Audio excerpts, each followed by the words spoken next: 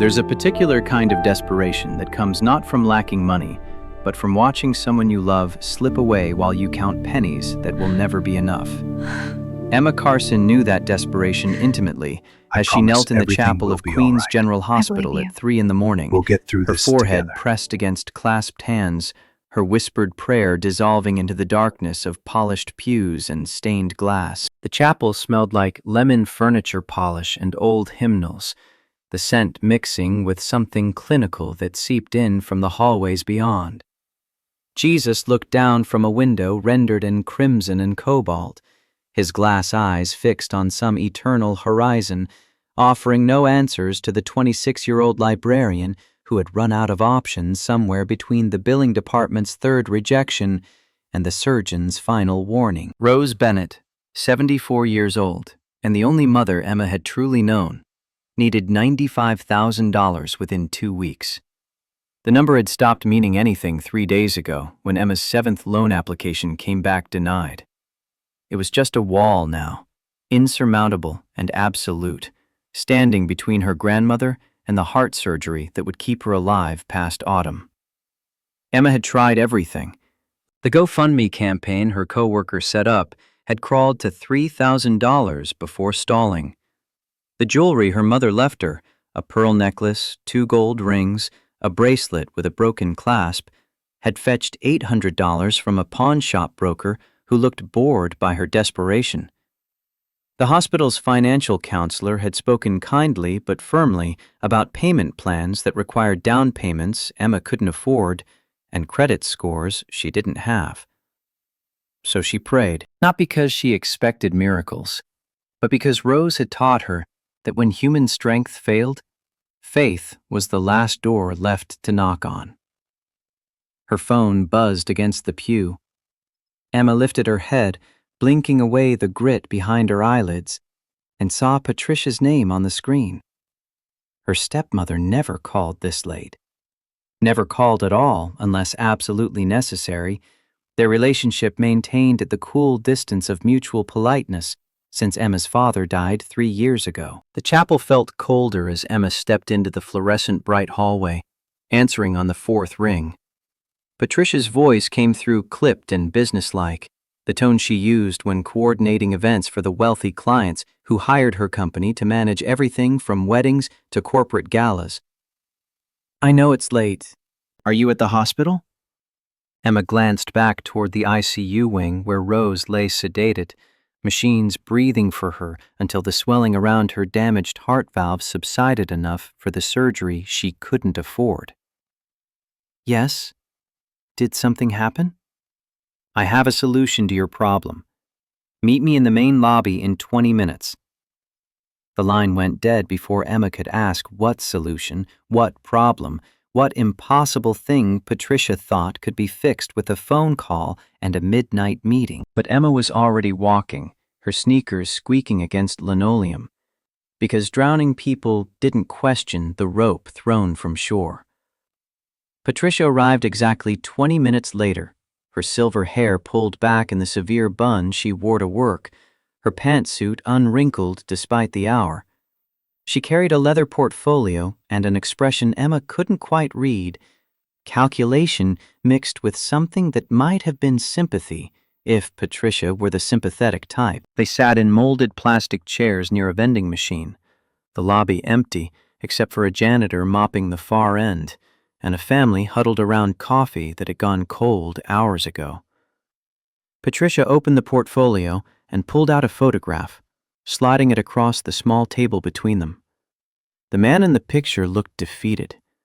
His face was thin, stubbled with several days' growth, and his eyes held the particular exhaustion of someone who had forgotten how to hope. He wore a jacket that had seen better years, and the photo quality was poor, slightly blurred, taken from a distance. His name is Marcus Drake, 30 years old. He was released from prison 6 months ago after serving 3 years for embezzlement. Emma's stomach tightened. "Why are you showing me this?" "Because he needs a wife, and you need money. His family will pay for your grandmother's surgery in exchange for a 6-month marriage contract. The words landed like stones in still water, sending ripples through every certainty Emma thought she had about how the world worked. She looked at the photograph again, at this stranger who apparently needed something from her badly enough to purchase it with her grandmother's life. This is insane. This is business. Patricia pulled out more papers, laying them in a neat row. Marcus comes from wealth, but his family has conditions on his trust fund. Marriage is one of them. You're educated, presentable, and desperate enough to agree to terms that benefit both parties. Emma's hands were shaking. She pressed them flat against her thighs, feeling the rough denim of her jeans, grounding herself in something real and solid, while Patricia described a transaction that sounded like it belonged in a different century. Why me? There are thousands of women in New York, millions.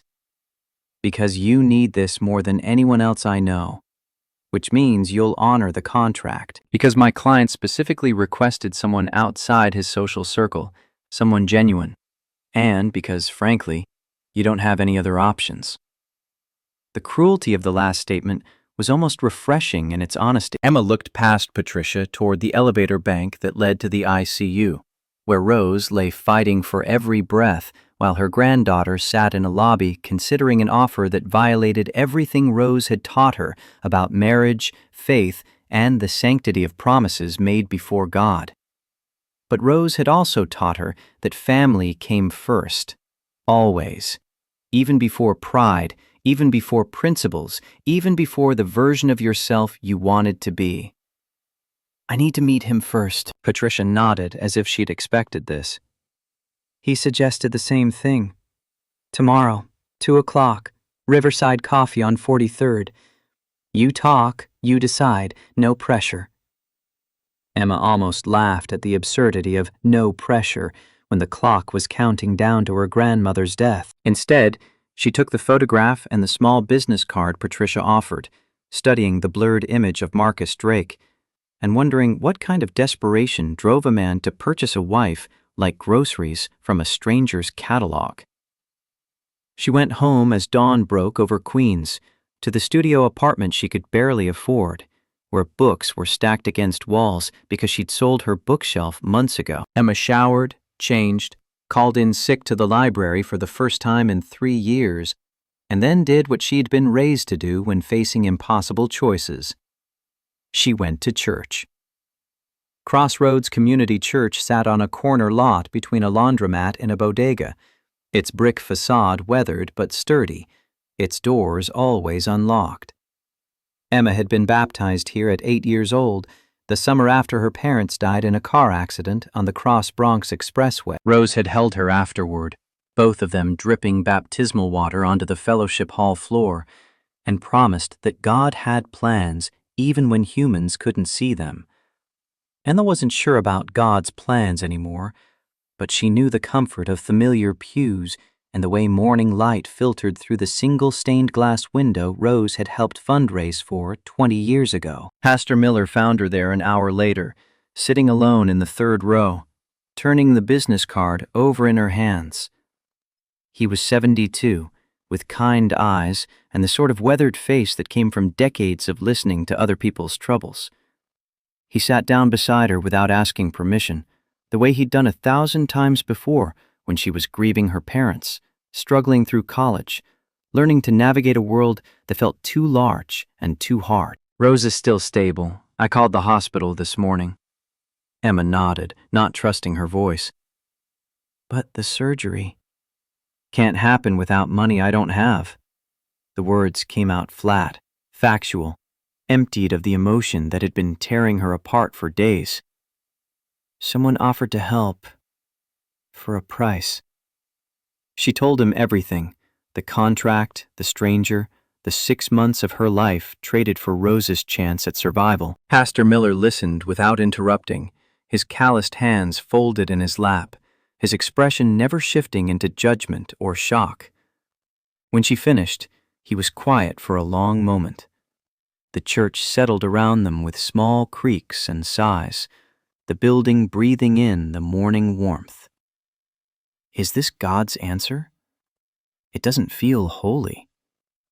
Sometimes God's answers come through unexpected doors. His voice was gentle but firm. The question isn't whether the door looks like what you prayed for. The question is whether what's on the other side leads you toward light or darkness. Test the spirit, Emma. Meet this man. Listen to what your heart tells you and pray before you sign anything. She met Marcus Drake at Riverside Coffee the next afternoon, arriving 15 minutes early to claim a corner table and rehearse the questions she'd written on her phone during a sleepless night. The cafe was small, crowded with the lunch rush beginning to thin, smelling of espresso and the sandwiches warming in a display case by the register. Emma ordered regular coffee she didn't drink and watched the door, jumping slightly every time it opened. She'd studied the photograph so many times she could map every hollow in his face, every shadow under his eyes. She'd imagined a man who moved like defeat, shoulders curved inward, gaze fixed on the ground. The man who walked through the door at exactly 2 o'clock was not that person. He was tall, she registered that first, easily over 6 feet, with dark hair cut with precision and a jaw that looked like it had been designed by someone who understood geometry. He wore a navy suit that fit him the way expensive things did, tailored to his frame, moving with him as he scanned the cafe. His watch caught light from the window, probably worth more than Emma made in 6 months. Their eyes met. He smiled just slightly and crossed toward her table with the confidence of someone who had never questioned whether he belonged in a room.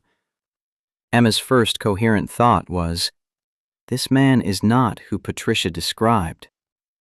Her second thought, sharp and immediate, was, "I've been lied to." He extended his hand as he reached her table. "Emma Carson?" "You're not him." The words came out before she could stop them. "The photo Patricia showed me, that's not you." Something flickered across his face, too quick to name, and then he pulled out the chair across from her and sat without waiting for invitation. Up close, she could see his eyes were deep brown, almost black in the cafe's interior light, and his hands, while elegant, showed recent calluses along the fingertips. "That was me 6 months ago. The day I left Rikers Island. I've since regained my footing." Emma's mind raced through implications. Prison changed people. She knew that intellectually. But this transformation felt like more than weight gained back and a good barber. This felt like 2 different men wearing the same name. Why did Patricia show me that photo instead of a current one? I gave her that photo. I wanted you to see where I'd been, not just where I am now. He ordered coffee when the waitress appeared, black with nothing added, and then turned his full attention back to Emma. "I don't want to trick you into anything. The worst prisons aren't made of bars. They're made of the walls we build after we've been hurt enough times. I'm trying not to build any more walls." The words settled between them, unexpected and raw. Emma studied his face, looking for deception or manipulation, but found only a kind of weary honesty that felt genuine in ways she couldn't quite articulate. "Patricia said you were in for embezzlement. 3 years. "Yes, and you need to get married because your family has conditions on a trust fund." "That's partially accurate. I need to be married by my 30th birthday, which is in 4 weeks, to access certain family business responsibilities. The trust fund is separate, but marriage was written into my father's succession plan while I was incarcerated." Emma pulled out her notebook, the one where she'd written 17 questions. She flipped to the first page. "I have conditions before I'll even consider this." He leaned back, and for the first time since sitting down, something like surprise crossed his features. "Go ahead." "The money transfers directly to Queens General Hospital, not through me. I want 0 access to it, so there's no question of fraud or misuse." "Agreed." "I meet your family before signing anything. I need to know who I'm dealing with." "I was going to suggest that myself." "Independent lawyer reviews the contract. Someone I choose, not someone you provide." Fair. I'll pay their fees. We attend church together at least once. I need to see how you act in that environment. He paused at this one, his coffee cup halfway to his lips. Which church? Mine. Crossroads Community in Queens. I'll be there. Any Sunday you choose. And separate bedrooms. No physical expectations. This is a business arrangement, nothing else. I already planned on that. I'll take the smaller room. Emma had expected resistance, negotiation, the slow, grinding process of compromise. Instead, Marcus agreed to every condition without hesitation, which somehow made her more suspicious rather than less. Why is this so easy for you? Because I've been in situations where I had no control, no choice, no dignity. I won't put anyone else in that position, especially not someone doing me a favor. He set his cup down carefully, the small ceramic sound sharp in the cafe's ambient noise. I have a request, though. Not a condition, just something I'd like to do, if you're comfortable with it. What? Patricia mentioned you volunteer at your church and love books. She said you live in a small apartment and need a bookshelf. I'd like to build you one. I've been learning woodworking. It helps me think, gives my hands something to do that isn't destructive. Emma blinked, completely thrown by the shift from contract negotiations to furniture. You want to build me a bookshelf? If you'll let me. I like working with wood. It calms me in ways nothing else has since I got out. She should have said no. Should have kept the boundary clear between business and anything personal. But something in his voice when he said, "calms me," reminded her of the way she felt shelving books at the library, the meditation of alphabetical order, and the weight of stories in her hands. How would you even know what I need? Patricia said you mentioned it to her once, but I could come by, take measurements, ask what you like. Or not. The offer stands regardless of whether you accept the contract. The waitress returned to refill Emma's untouched coffee. A group of college students claimed the table next to theirs, laughing about something on someone's phone. Normal life continued around them, while Emma sat across from a convicted felon, offering to build her furniture in exchange for 6 months of marriage. I need to think about all of this. It's not a decision I can make in a coffee shop. I understand. He pulled a folder from the messenger bag he'd set beside his chair. This is everything Patricia probably didn't give you. My full criminal record, details about my family's business, the reasons behind the marriage clause, and references from my parole officer and the volunteer program where I work with ex-offenders learning to read. Emma took the folder, surprised by its weight. You volunteer? Tuesdays and Thursdays at a literacy center in Brooklyn. Most of the people there are like me, made bad choices, paid for them, trying to figure out who they are on the other side of consequences. She opened the folder enough to see the first page, a court document, official and detailed, listing charges and sentencing. Below that, what looked like a business prospectus. Below that, letters on official letterhead. Why did you really do it? The embezzlement. His expression closed slightly, not hostile, but guarded. That's in the file. But the short version is, I made choices that hurt people I cared about. I'm trying to make different choices now. It wasn't an answer, not really, but Emma recognized the shape of secrets too painful to speak aloud. She had her own. The night her parents died, she'd been angry at them for missing her school play, had refused to hug her father goodbye, carried that last moment of childish stubbornness like a stone in her chest for 18 years. If I agree to meet your family, when would that be? Tomorrow, if you're available. I know time is critical with your grandmother's surgery. The mention of Rose brought everything back into sharp focus. Emma wasn't sitting in a cafe making a new friend. She was negotiating terms for selling 6 months of her life to save the person who had raised her from grief and given her every good thing she knew about love and faith and perseverance. Where did they live? Westchester. I can pick you up, or you can drive yourself. Whatever makes you comfortable. Westchester meant money, real money, the kind that bought houses with multiple wings and gardeners who knew Latin names for roses. Emma had cleaned houses there one summer during college, scrubbing toilets for families who left tips in envelopes by the door and never quite looked at her face. I'll drive myself, just send me the address. They exchanged numbers. Marcus paid for both coffees despite Emma's protest, and then they stood awkwardly by the door. Two strangers bound together by desperation and circumstance, neither quite knowing how to end the conversation. I meant what I said about the bookshelf. Even if you decide this isn't right for you, I'd still like to build it. Emma adjusted her purse strap, buying time to process the oddness of the offer. Why? Because you're doing something brave by even considering this, because your grandmother is lucky to have someone who loves her this much, and because I need to believe I'm capable of building good things, not just breaking them. He left first, pushing through the glass door into afternoon sunlight, and Emma watched him walk away with the kind of purposeful stride that came from always knowing exactly where you were going. She sat back down, pulled out the folder, and began to read. The criminal record was straightforward. Embezzlement of $300,000 from Morrison and Associates law firm. Guilty plea. 3 years minimum security at Rikers Island. Released 6 months early for good behavior.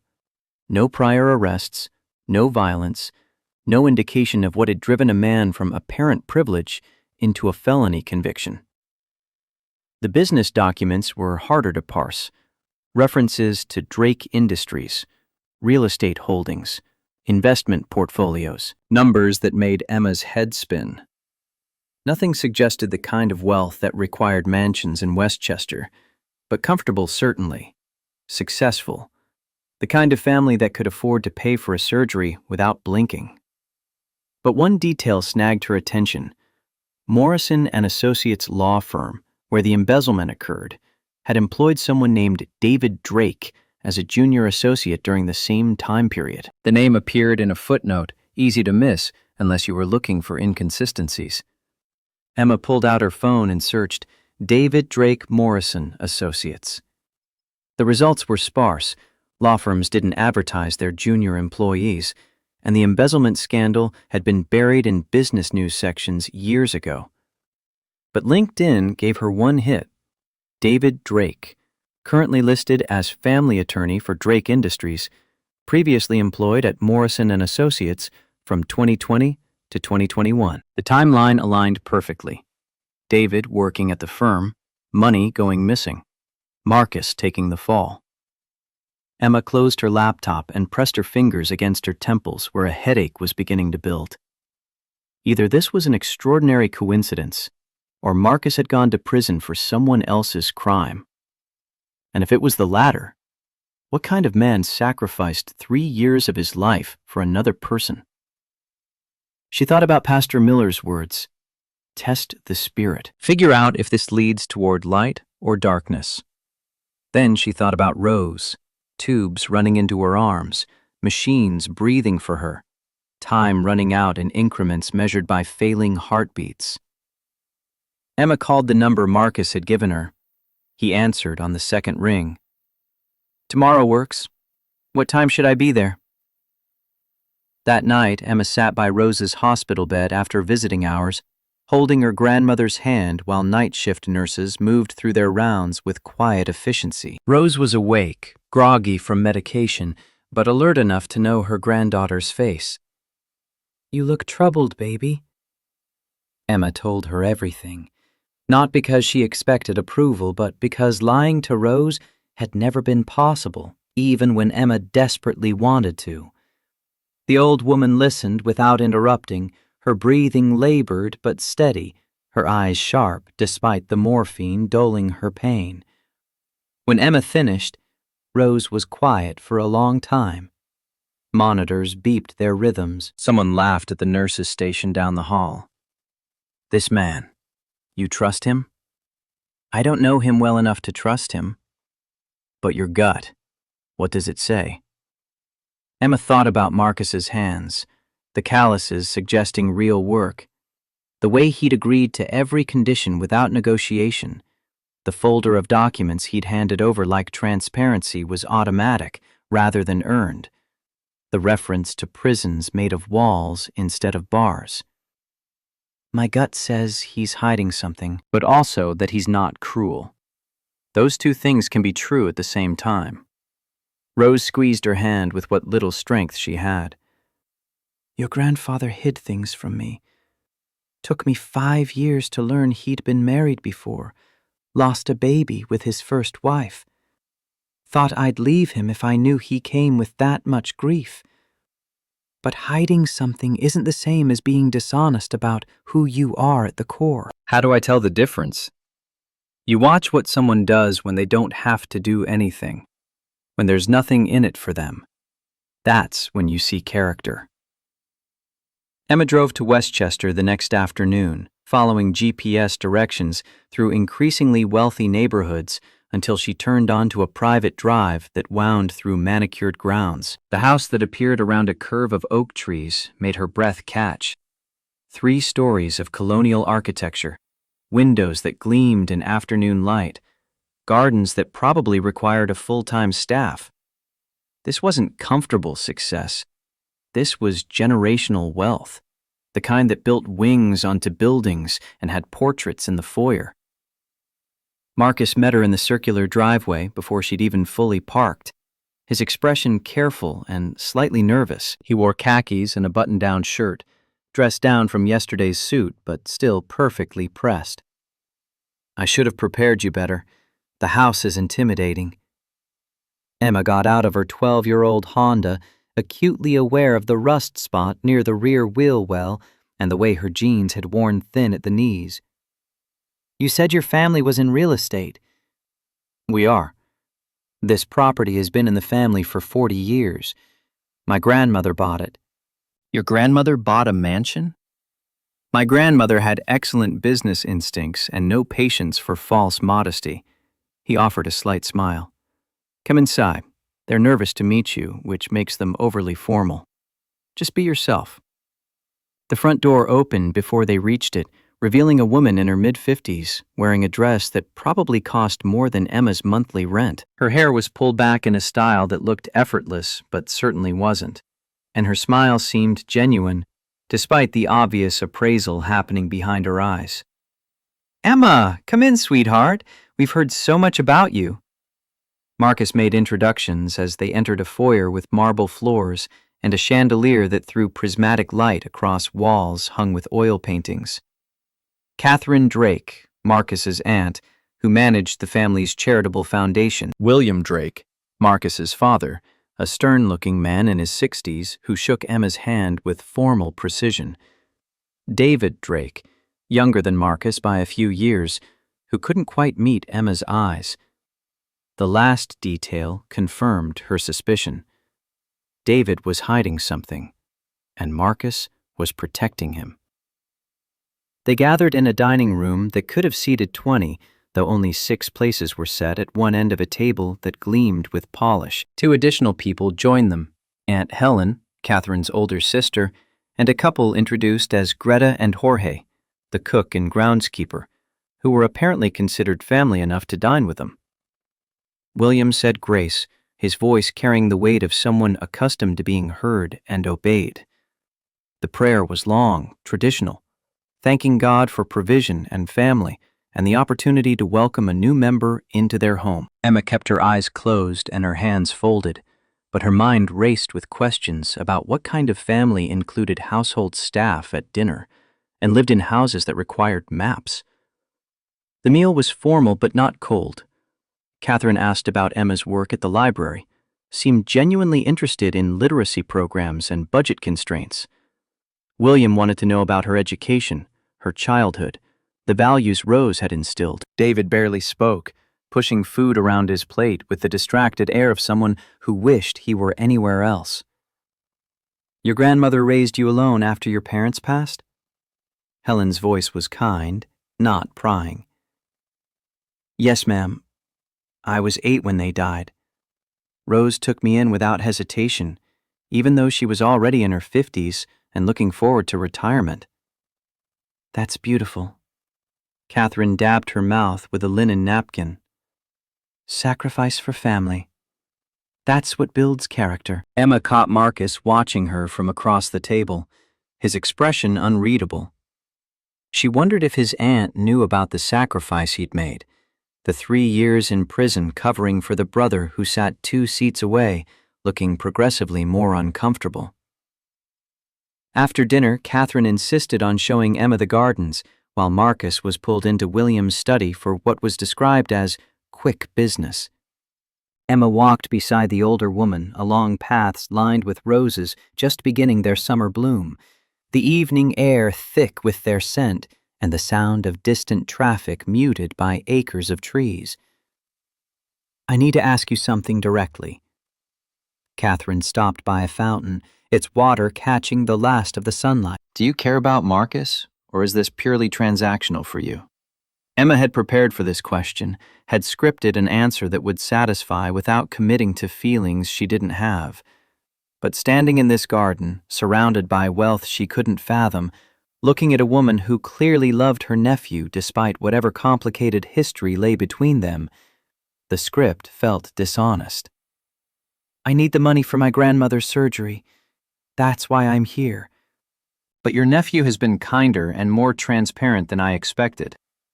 I don't know him well enough to care about him yet, but I don't dislike him, which feels important. Catherine smiled, the expression transforming her face from elegant to warm. Honest. Good. Marcus has had enough people lie to him out of politeness or fear. He needs someone who'll tell him the truth, even when it's uncomfortable. The embezzlement, Emma started, then stopped, unsure how to phrase the question, was complicated, and not entirely what it seemed. But that's Marcus's story to tell, not mine. Catherine touched Emma's arm lightly. What I can tell you is that my nephew is the most loyal person I know, sometimes to his own detriment. He'll put everyone else first and himself last, which makes him either a saint or a fool, depending on your perspective. They walked back toward the house as twilight deepened into darkness, lights clicking on along the path with automated precision. Through the windows, Emma could see Marcus and William in the study, their conversation animated, William gesturing while Marcus listened with his arms crossed. He's arguing with his father about including you in tomorrow's church service. Catherine's voice was amused. William thinks it's too soon. Marcus insists on honoring your condition about attending together. Emma stopped walking. I didn't mean this Sunday. I just meant eventually. Marcus takes commitments seriously, even conditional ones, especially those. Inside, the conversation concluded with William shaking his head, but not looking angry, and Marcus emerging from the study with the air of someone who had won a battle but wasn't celebrating the victory. He found Emma in the foyer, where she'd been studying a portrait of an older woman with fierce eyes and Marcus's jawline. My grandmother, she built Drake Industries from a single apartment building in the Bronx. Died when I was 15. She looks formidable. She was. Also the kindest person I've ever known. She used to say that strength without kindness is just cruelty in disguise, and kindness without strength is just wishful thinking.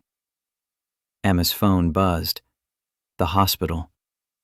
Her heart stopped as she answered, Marcus's attention immediately sharpening on her face. Dr. Ramirez's voice was calm but urgent. Miss Carson, you need to come. Your grandmother coded 20 minutes ago. We stabilized her, but the situation has changed. We need to schedule surgery within the next 10 days or the risks increase exponentially. Emma's vision narrowed to a point. 10 days. Less than 2 weeks. The timeline had just collapsed from already impossible to absurd.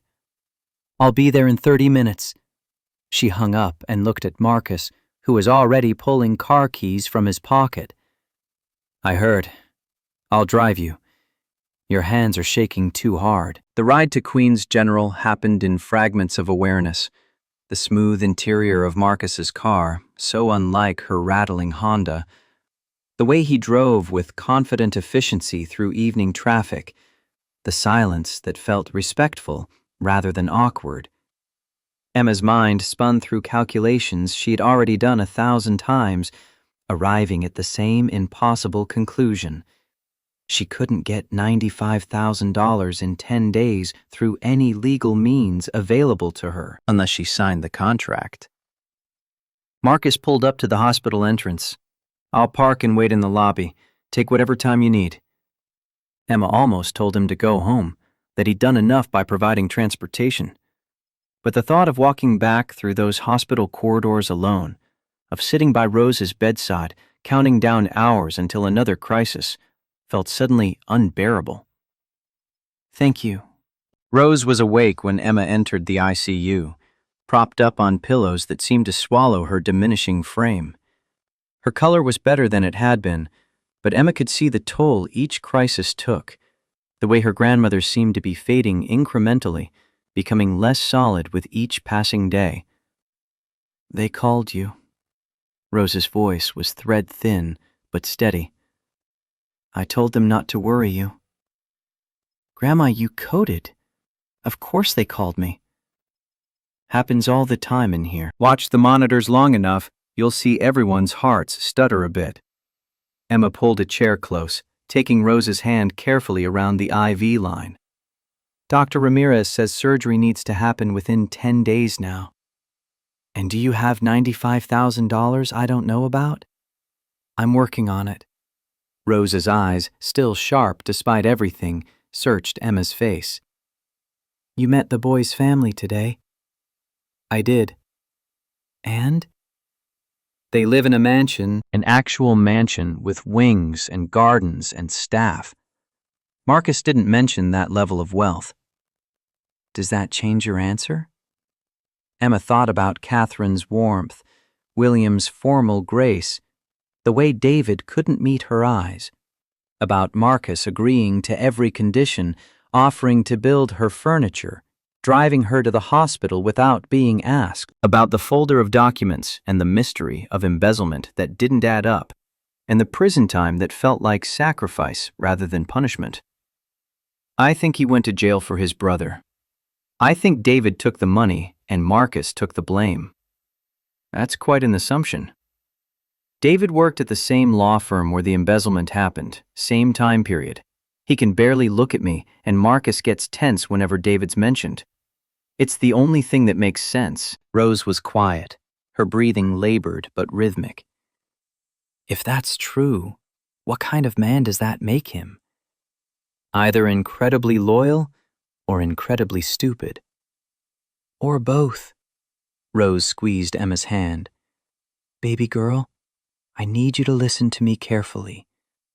I'm 74 years old. I've lived a full life.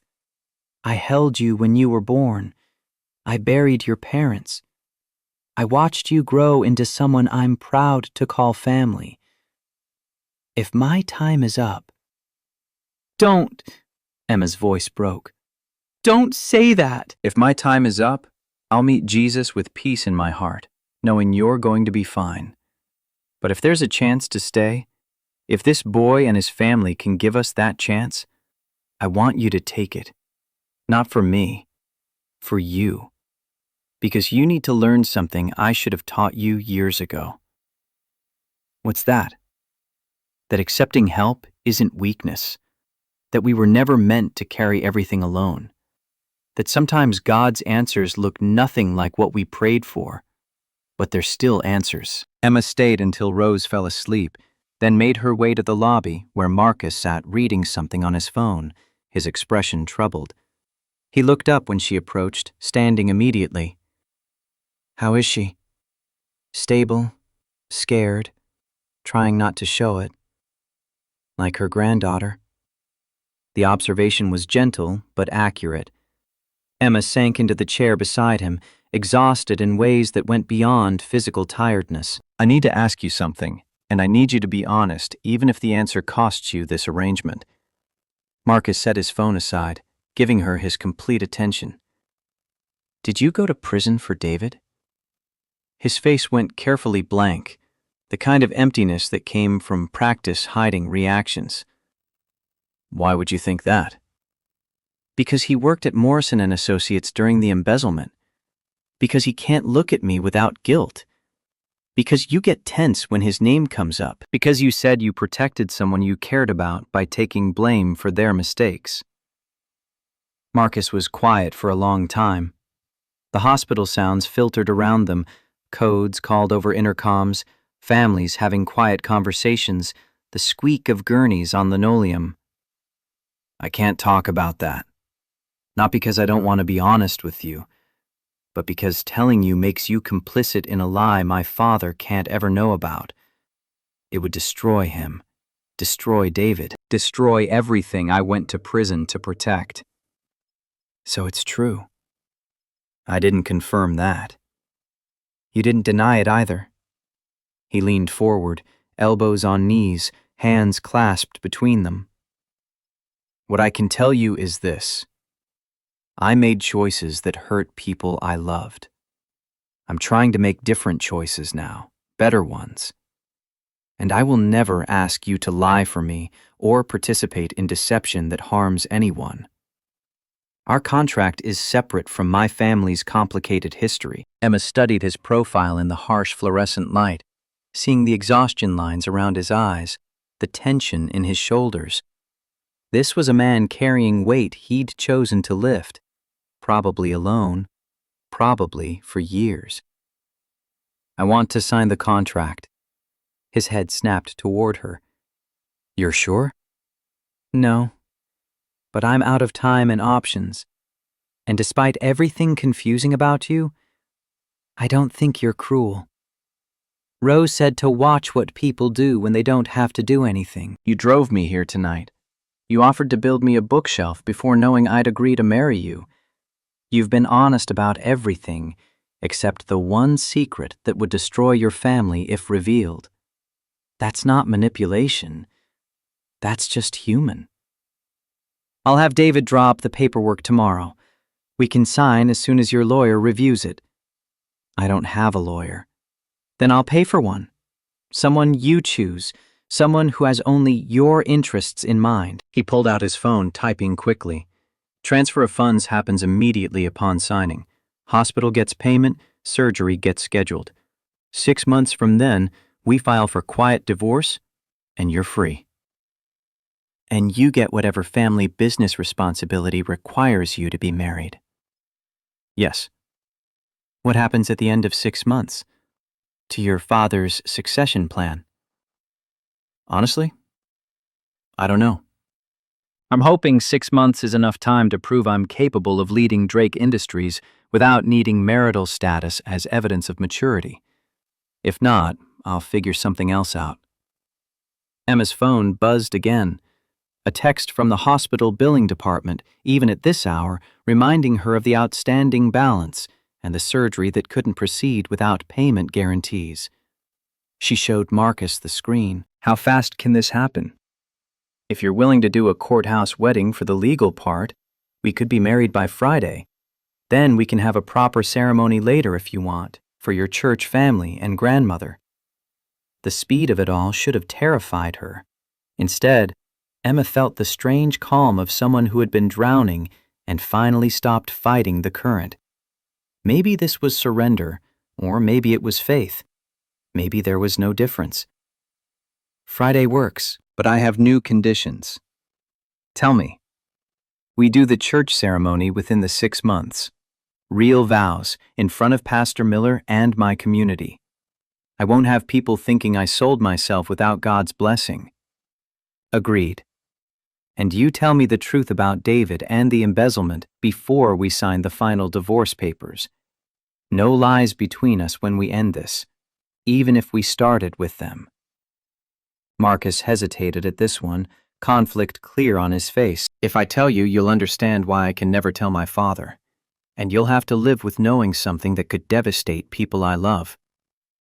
I know, but I need to know who I married, even if it's only for 6 months. I need the whole truth eventually.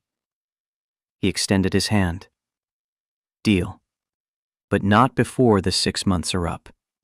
I need that time to figure out how to explain it without making you complicit in the lie. They shook on it, and Emma felt the calluses on his fingertips, evidence of the woodworking he'd mentioned. Real work done with his hands, building instead of destroying. Rose was right. You learned character by watching what people did when they didn't have to do anything. Marcus was building her a bookshelf. He'd driven her to the hospital. He'd agreed to church attendance and separate rooms, and lawyers who worked only for her interests. He was protecting his brother at cost to himself, hiding in plain sight behind a criminal record that wasn't entirely his. Emma didn't love him, didn't even know him beyond a handful of conversations and the shape of his secrets. But she thought maybe, possibly, she could learn to respect him. And respect was a foundation you could build on, even if the structure was only meant to stand for half a year. David arrived at Emma's apartment the next morning with contracts, a lawyer named Jennifer Martinez, who specialized in family law, and an apologetic expression that suggested he knew exactly how irregular this entire situation was.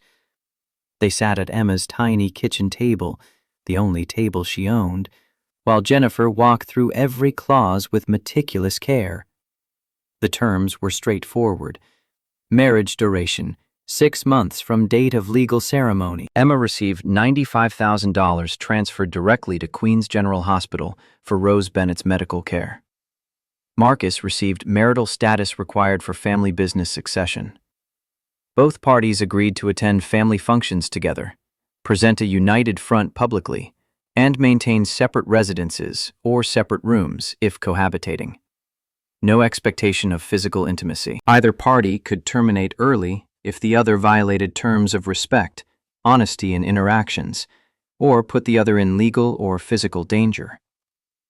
Emma read each page twice, Jennifer explaining implications of community property law and the prenuptial agreement that accompanied the contract. Marcus had waived all financial claims against Emma. She had no access to his accounts, no stake in Drake Industries, no right to anything beyond the agreed-upon payment for Rose's surgery. This is unusually one-sided. Jennifer looked up from the documents. You're getting very little protection here, Marcus. Emma isn't trying to take advantage of me. She's trying to save her grandmother. I don't need protection from that. Still, if this were a typical prenup negotiation, I'd advise my client to ask for more. Emma set down the papers. I don't want more. I want my grandmother alive and healthy. That's the only thing I came here for. Jennifer made notes, suggested minor language changes that strengthened Emma's position, and then declared the contract fair, if unusual. They signed in triplicate, David notarizing with practiced efficiency, and then Marcus opened his phone and transferred $95,000 with a few taps that seemed absurdly simple for such a massive amount. Emma's phone chimed confirmation from the hospital 30 seconds later. Payment received. Surgery scheduled for the following Tuesday. She stared at the screen, reading the words over and over until they stopped meaning anything except that Rose was going to live.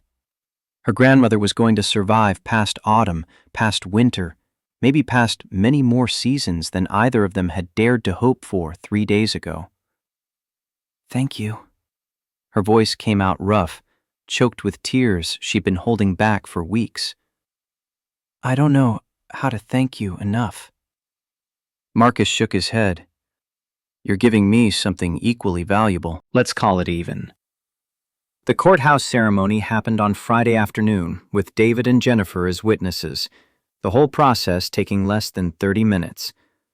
Judge Morrison, a tired-looking woman in her 60s, recited vows from a binder and declared them legally married, with all the ceremony of someone processing parking violations. Emma wore a simple blue dress she'd bought for a library fundraiser 3 years ago. Marcus wore the same suit from their first meeting. They exchanged plain gold bands purchased from a jewelry store in the courthouse building.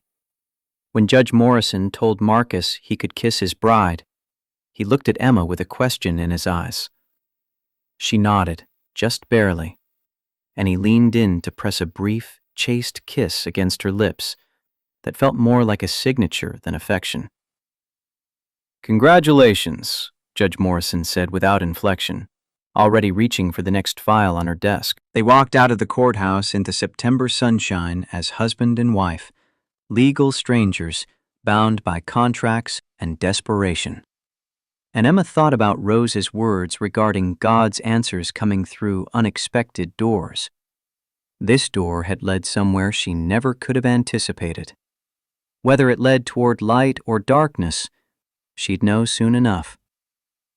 Rose's surgery happened on Tuesday morning, 8 hours of delicate work that Dr. Ramirez described afterward as complicated but successful. Emma spent those hours in the surgical waiting room with Marcus, who had appeared without being asked and sat with her through every terrible minute. He brought coffee she didn't drink and sandwiches she couldn't eat, read quietly while she paced, and never once suggested she should calm down or relax or have faith that everything would be fine. When Dr. Ramirez finally emerged, still in surgical scrubs, to say that Rose was in recovery and the prognosis was excellent, Emma collapsed into Marcus's arms and sobbed against his expensive shirt while he held her with surprising gentleness and murmured that it was okay. She could let go now. Everything was going to be okay. She moved into the Drake mansion the following weekend with a single suitcase and a box of books, leaving her apartment to a subletter and her old life to a past that already felt distant. Marcus gave her the third-floor suite as promised, a space larger than her entire previous apartment, with a sitting room and bedroom and bathroom that had heated floors and a tub deep enough to drown in. His room was down the hall, small and spare, furnished with a single bed and a desk covered in woodworking sketches. Emma saw it only once when Catherine was showing her around, and was struck by how little space Marcus claimed in this enormous house despite being family. Catherine explained the household schedule over tea in a sunroom that overlooked the gardens. Family dinners every night at 7, Grace before meals, William presiding. Church on Sundays at Westchester Community Fellowship, though Emma was welcome to attend her own church if she preferred. Bible study for the women on Thursday evenings. Casual dress during the week, formal for family functions and business dinners. It's a lot of structure. Catherine's tone was apologetic. William runs the family like he runs the business, organized, traditional, scheduled. But there's warmth underneath the formality. You'll see. Emma settled into routines she had to learn. Which fork to use for which course, how to make small talk with William's business associates, the art of being present without being intrusive. Marcus navigated it all with practiced ease, clearly having grown up in this world of mannered wealth and unspoken expectations. But every night, after dinner and whatever family gathering happened in the library or screening room or billiard room, Marcus would disappear into the garage workshop, and every night, Emma could hear the sound of sanding and sawing floating up through the old house's ventilation, rhythmic and meditative. On her 10th day in the mansion, Marcus appeared at breakfast with sawdust in his hair and satisfaction in his expression. "Your bookshelf is done. Can I bring it over to your grandmother's house this afternoon?"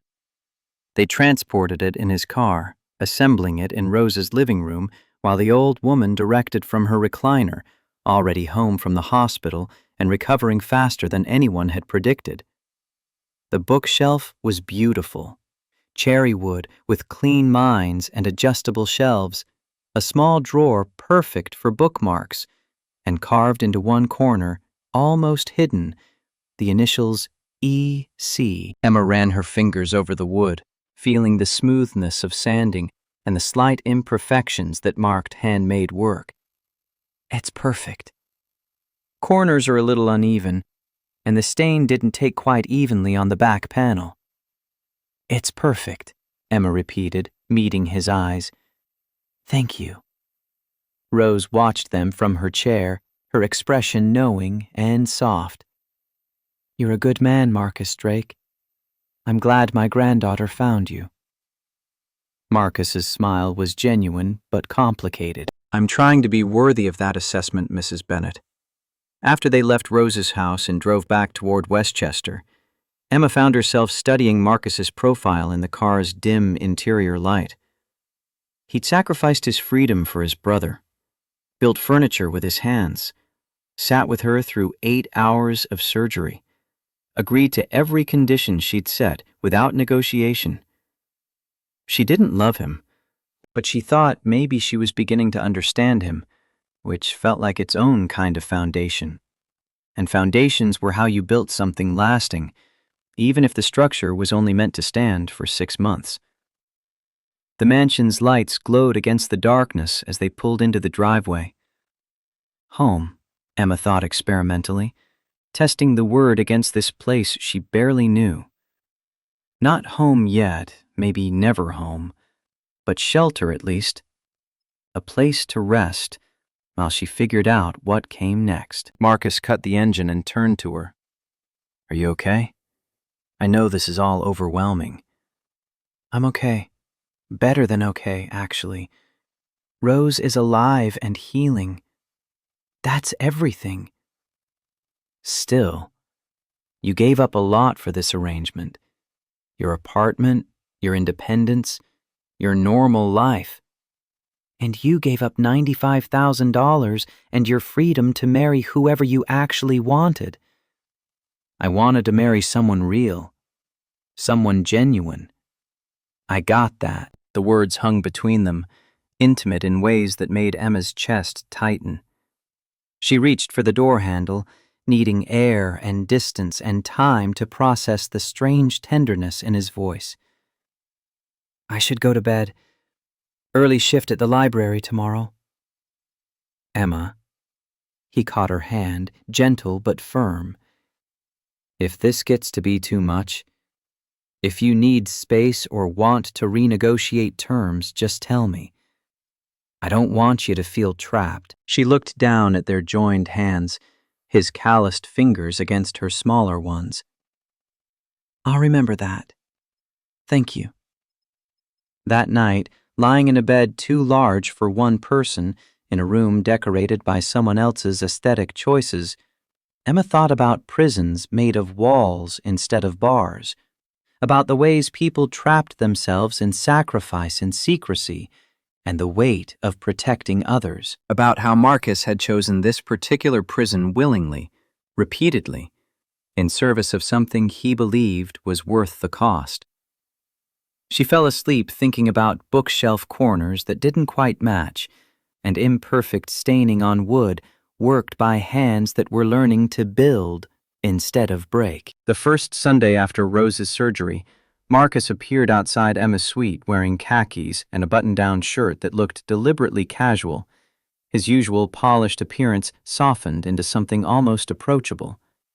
He drove them to Crossroads Community Church in Queens, the drive taking 40 minutes through morning traffic, while Emma mentally prepared herself for the collision of her two worlds.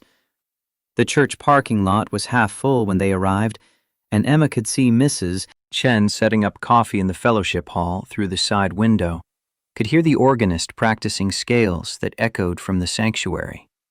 This building held every Sunday of her childhood, every Christmas pageant and Easter service, every moment of grief and growth since her parents died.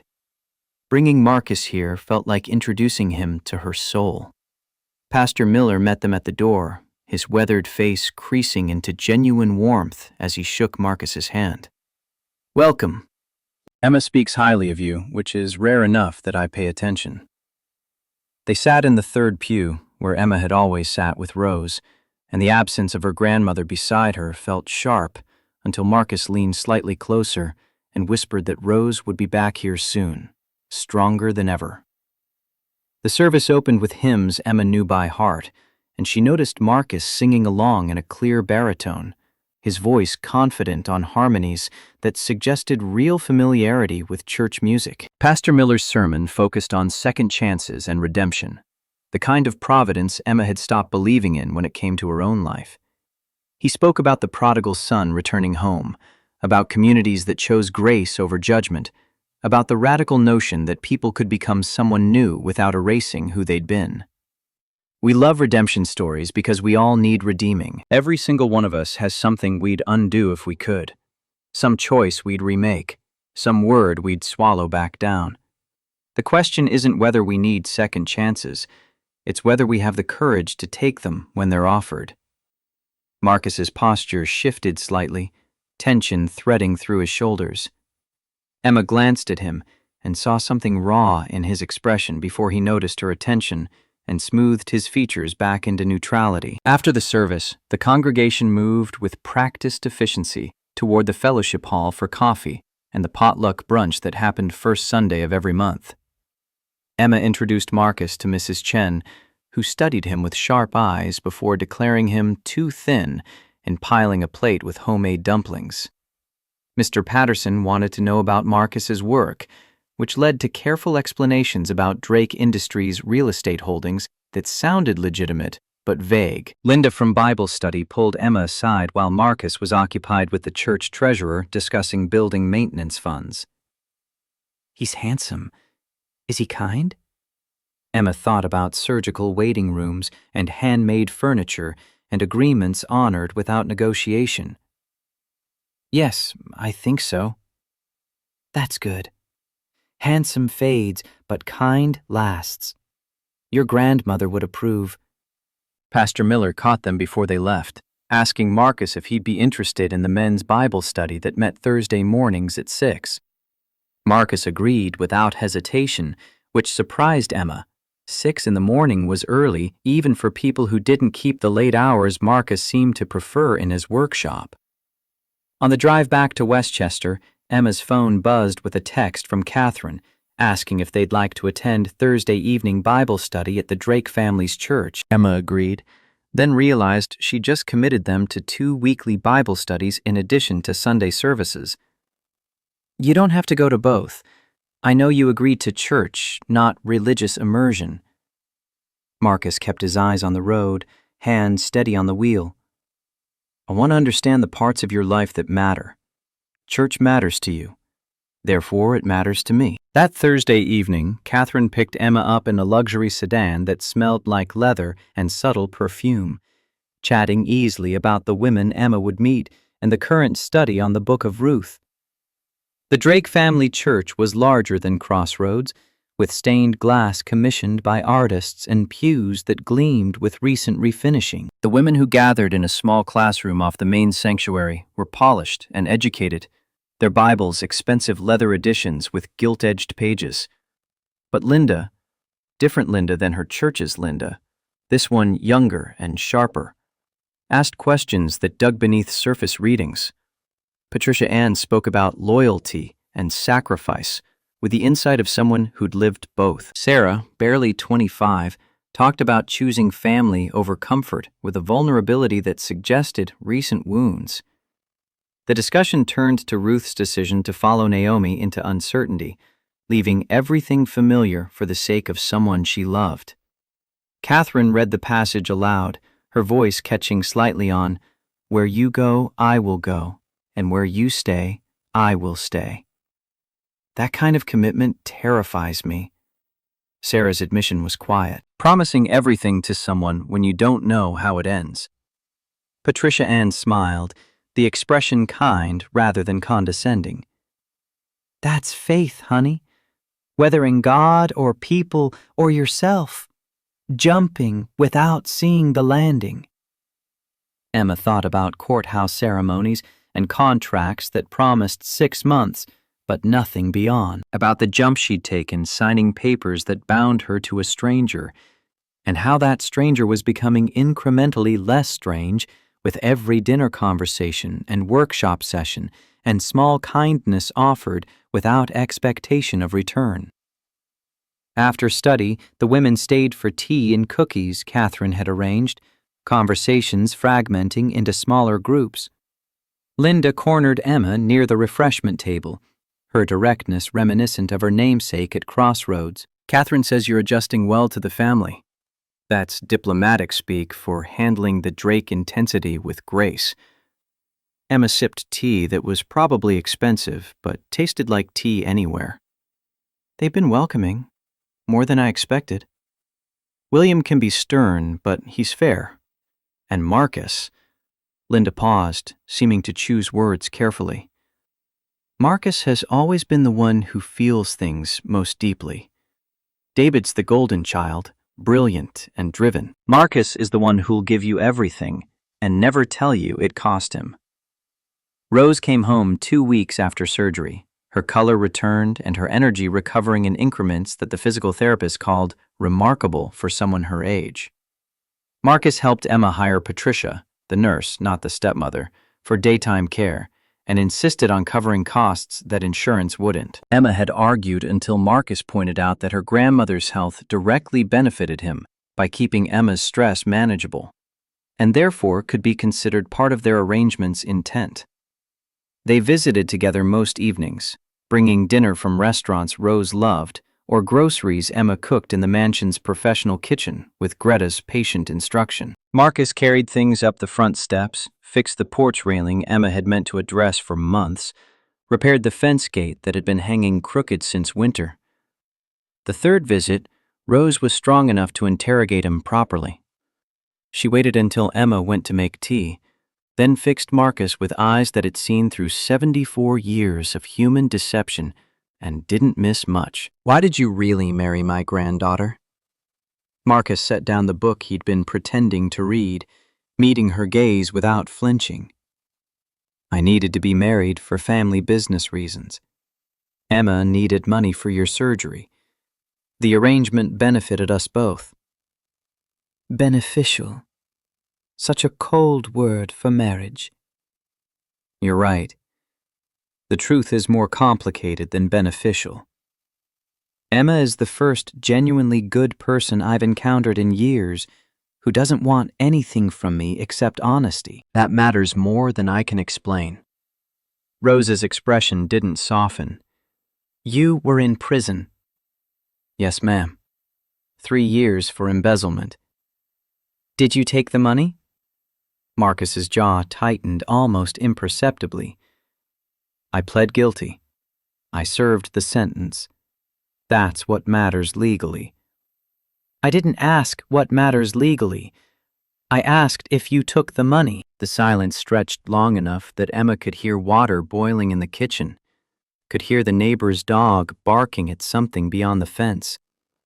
Marcus's hands were folded in his lap, the knuckles white with tension.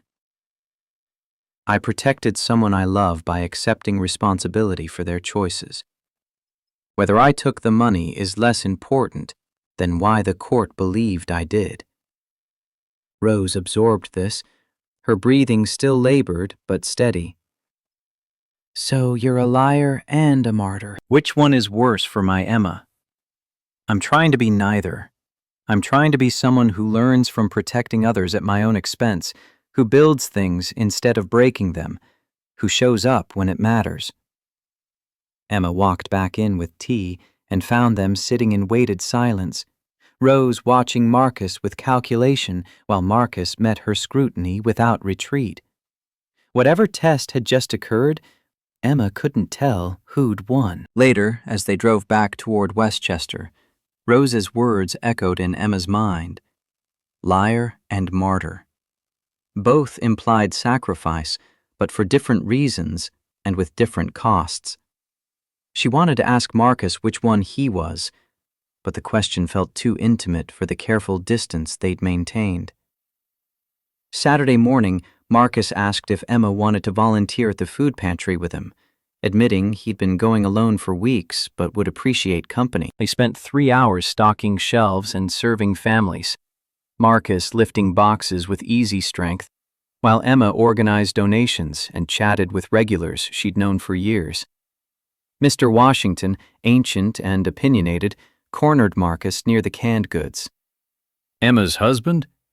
You're the one who helped with her grandmother's surgery?" "I was able to assist, yes, sir." "Good hands." Mr. Washington gestured at the boxes Marcus had been stacking. "You work with those hands. Not just money, that matters. Money's easy when you have it. Sweat's what shows character.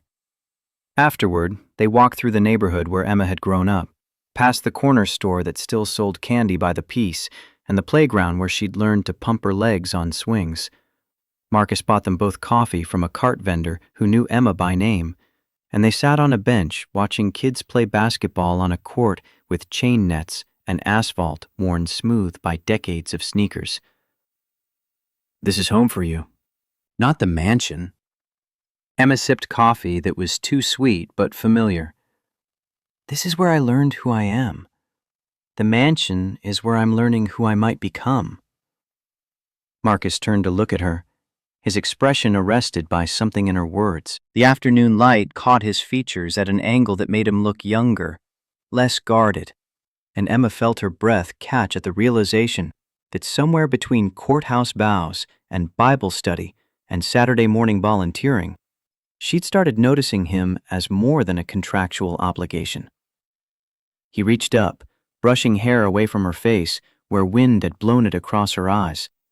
His fingers lingered against her cheek, warm and gentle, and Emma's pulse jumped at the contact. Marcus leaned closer, his intention clear in the way his gaze dropped to her mouth. And Emma found herself leaning in as well, closing the distance between strangers and something else entirely. Her phone rang, the ringtone she'd set for Rose's nurse, urgent and impossible to ignore. Emma jerked back, fumbling for her phone while Marcus withdrew his hand and looked away, jaw tight with something that might have been frustration or relief. Patricia's voice was calm but professional, explaining that Rose's blood pressure had spiked during physical therapy, and she wanted Emma to know, even though everything was under control now. Emma thanked her, hung up, and found Marcus already standing, ready to drive her to Queens if needed. "She's fine, just a precaution." "Still, we should check on her." The moment dissipated, like morning fog under direct sun, leaving only awkwardness and unspoken questions about what would have happened if Patricia hadn't called. They drove to Rose's house in silence that felt different than the comfortable quiet they'd developed, charged with awareness neither seemed ready to address. A week later, Catherine announced that the engagement party was scheduled for 3 weeks out, inviting 200 guests to celebrate Marcus and Emma's union properly, since the courthouse ceremony had been so abbreviated. Emma stood in the mansion's formal dining room while Catherine explained seating charts and catering options and the importance of making the right impression on business associates whose names Emma would never remember.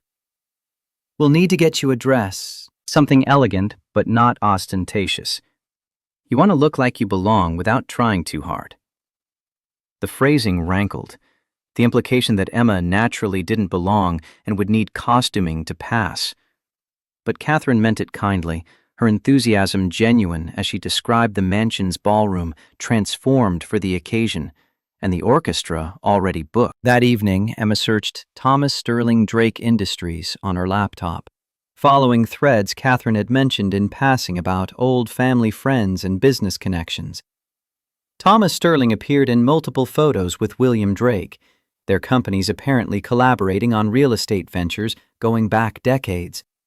Sterling's daughter Vanessa showed up in society pages, beautiful and polished, photographed at charity events and gallery openings. One photo stopped Emma's scrolling. Vanessa and Marcus at some gala 8 months prior, both formally dressed, standing close enough to suggest familiarity. The caption mentioned longtime family friends and business merger discussions. Emma clicked through to Vanessa's Instagram, finding carefully curated images of a life Emma couldn't fathom. European vacations and Michelin-starred restaurants and designer clothes worn once for photos, then presumably discarded. But 8 months back, there was Marcus again, this time with a caption that read, "Some connections run deeper than business."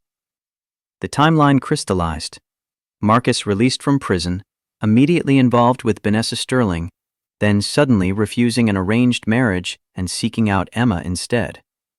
Whatever had happened between refusing Vanessa and approaching Emma about a contract, it had occurred in the span of weeks. Emma pulled up the charity event from 8 months ago, where Marcus and Vanessa had been photographed together. The venue was listed: the Metropolitan Children's Foundation Autumn Gala. Emma knew that event. She'd volunteered there, helping coordinate activities for the children brought in to meet donors. She'd been there the night Marcus saw Vanessa, might have walked past him while carrying supplies or directing kids to the crafts table, completely unaware that her life was about to intersect with his in ways she couldn't have imagined. The study door downstairs was closed, but light showed beneath it. Emma had learned that when William and Marcus were in there, interruption was unwelcome unless urgent. But Marcus's home office, barely used, sat one floor up with unlocked doors and filing cabinets he hadn't bothered securing. Emma told herself she was just curious. Told herself that understanding the man she'd married, even temporarily, was reasonable due diligence. Told herself anything that justified opening drawers and flipping through folders labeled personal finances and family business and legal matters confidential. The trust fund documents were buried beneath tax returns and property deeds. $50 million held in Marcus's name, accessible upon meeting conditions outlined in William Drake's amended will. Marriage by age 30 being primary among them. $50 million. Not the comfortable wealth Emma had imagined when Catherine mentioned real estate holdings. Generational fortune. The kind that built dynasties and bought political influence and never thought twice about $95,000 for a stranger's grandmother. Emma's hands shook as she photographed pages with her phone, documenting evidence of a lie she'd suspected but hadn't wanted confirmed. Marcus wasn't just wealthy, he was obscenely, impossibly rich. And he'd approached her wearing prison photos and humble explanations about family expectations, while sitting on enough money to solve every problem Emma had ever encountered, and thousands more she'd never imagined having. The folder beneath revealed David's employment history: Morrison and Associates Law Firm, Junior Associate, 2020 to 2021. The exact period when $300,000 had disappeared from client accounts, when Marcus had been arrested and convicted, when he'd started serving a sentence that everyone now assured Emma had been about protecting family. She heard footsteps on the stairs. Emma shoved folders back into place with clumsy hands, eased the drawer shut as quietly as possible, and slipped out of the office just as Marcus appeared at the landing. Looking for something? Her heart hammered against her ribs. Bathroom. Got turned around. 3 doors down. He studied her face, and Emma knew her expression was guilty, knew she looked caught, but Marcus just nodded and continued past her toward his own room. Emma made it to her suite before her knees gave out, sinking onto the bed while her mind reeled through implications. $50 million. David's convenient employment history. The timeline that suggested Marcus had seen her months before approaching her with his contract offer. She called David the next morning, her voice steady despite the fury building in her chest. I need to meet with you. Just us, today. He suggested a coffee shop in Manhattan, neutral territory away from both the mansion and Emma's neighborhood. She arrived first, claimed a corner table, and waited with mounting tension until David appeared, looking nervous and guilty, his usual composed lawyer facade cracking before he'd even sat down. You know about the embezzlement. Emma didn't bother with pleasantries. I know Marcus worked at the same firm where money went missing. I know the timeline matches exactly, and I know your brother went to prison for 3 years while you became the family's golden child attorney. So yes, David, I know. He slumped in his chair, the fight draining out of him with visible relief. I've wanted to tell someone for years. Anyone. The weight of it. Tell me now. Everything. The story spilled out in fragments. David at 24, brilliant and ambitious, and catastrophically stupid about gambling. Debts mounting to figures that terrified him. Loan sharks calling. threats escalating. Borrowing from client accounts at Morrison and Associates with full intention to pay it back once he figured out how. The money disappearing faster than he could replace it. Senior partners noticing discrepancies. An investigation that was going to destroy him. Marcus had found out by accident, seeing David's panic and forcing the truth from him, had immediately confessed to the embezzlement himself, fabricating a gambling problem and substance issues to explain the missing money. Had negotiated a guilty plea to keep David's name completely out of it, accepting minimum security prison rather than fighting charges he could have beaten with the Drake family's legal resources. He told me it was because I had my whole career ahead of me, because I had health problems that would make real prison dangerous, because father couldn't know his perfect son was a criminal. He made me promise to be the attorney father thought I was, to live up to the reputation Marcus was sacrificing his freedom to protect. Emma's anger crystallized into something colder and sharper, and William never questioned it? Never wondered why Marcus would suddenly develop problems he'd never shown before? Father was disappointed, but not surprised. He'd always thought Marcus was too impulsive, too emotional, too likely to make reckless choices. It fit his existing narrative about which son was responsible and which one needed saving from himself. Does Marcus have access to the trust fund without being married? David met her eyes, his expression miserable. He always had access. The marriage clause was father's addition to the will while Marcus was incarcerated. His way of forcing Marcus to settle down and mature. Marcus didn't even know about it until 2 months ago, when father's lawyer informed him the clause was now active. The coffee shop sounds faded to white noise. Emma felt her understanding of the past 3 weeks reconstructing itself around this new information. Marcus hadn't needed to marry her for money, hadn't needed the contract for access to anything except the business leadership position William had made conditional on demonstrating stability through marriage. Why did he choose me? There are thousands of women who would have agreed to a temporary marriage for money. Women from his own social circle who wouldn't have required explanations or church attendance or separate bedrooms. David shook his head. You'd have to ask him that, but I can tell you he refused to marry Vanessa Sterling, despite enormous pressure from both families. Walked away from a $200 million business merger because he said he'd met someone who reminded him what genuine goodness looked like. When did he meet this person? 8 months ago, right after he got out of prison. He wouldn't tell me who, just that he'd seen someone at a charity event and couldn't get them out of his mind. Emma pulled up the gala photos on her phone, showed David the image of Marcus and Vanessa. This event? Probably. That was right before he refused the Sterling arrangement. The pieces assembled themselves into a pattern Emma had been too close to see. Marcus at the gala with Vanessa, supposedly cementing an arranged marriage that would solve both families' business interests. Emma in the background, volunteering with children, completely unaware she was being observed. Marcus refusing Vanessa the following week, citing mysterious someone else. Then, months later, approaching Emma through Patricia with an offer that seemed too convenient to be coincidence. He's been planning this since he saw me that night. David's silence was confirmation enough. Emma thanked him mechanically and left the coffee shop, walking on autopilot through Manhattan crowds that parted around her like water around stone. She found herself at Grand Central, staring up at the constellation ceiling while commuters rushed past, everyone knowing exactly where they needed to be, while Emma stood frozen, trying to understand if she'd been saved or hunted. Her phone buzzed. Marcus, asking if she wanted to have dinner with just him tonight instead of the usual family gathering. Emma stared at the message, reading manipulation or kindness, or both, into the simple question. She texted back that they needed to talk, and yes, dinner alone would be good.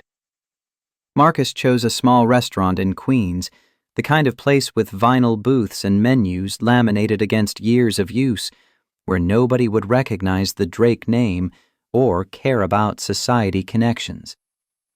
Emma arrived first, her anger a living thing coiled tight in her chest, and when Marcus walked through the door, she didn't wait for him to sit before launching the first strike. You've been lying to me from the beginning. Not small lies, foundational ones that change everything. He slid into the booth across from her, his expression careful but not surprised. What did you find? $50 million. Your trust fund that you apparently can access whether you're married or not. David's confession about the embezzlement. The charity gala 8 months ago where you saw me and decided I'd make a convenient wife.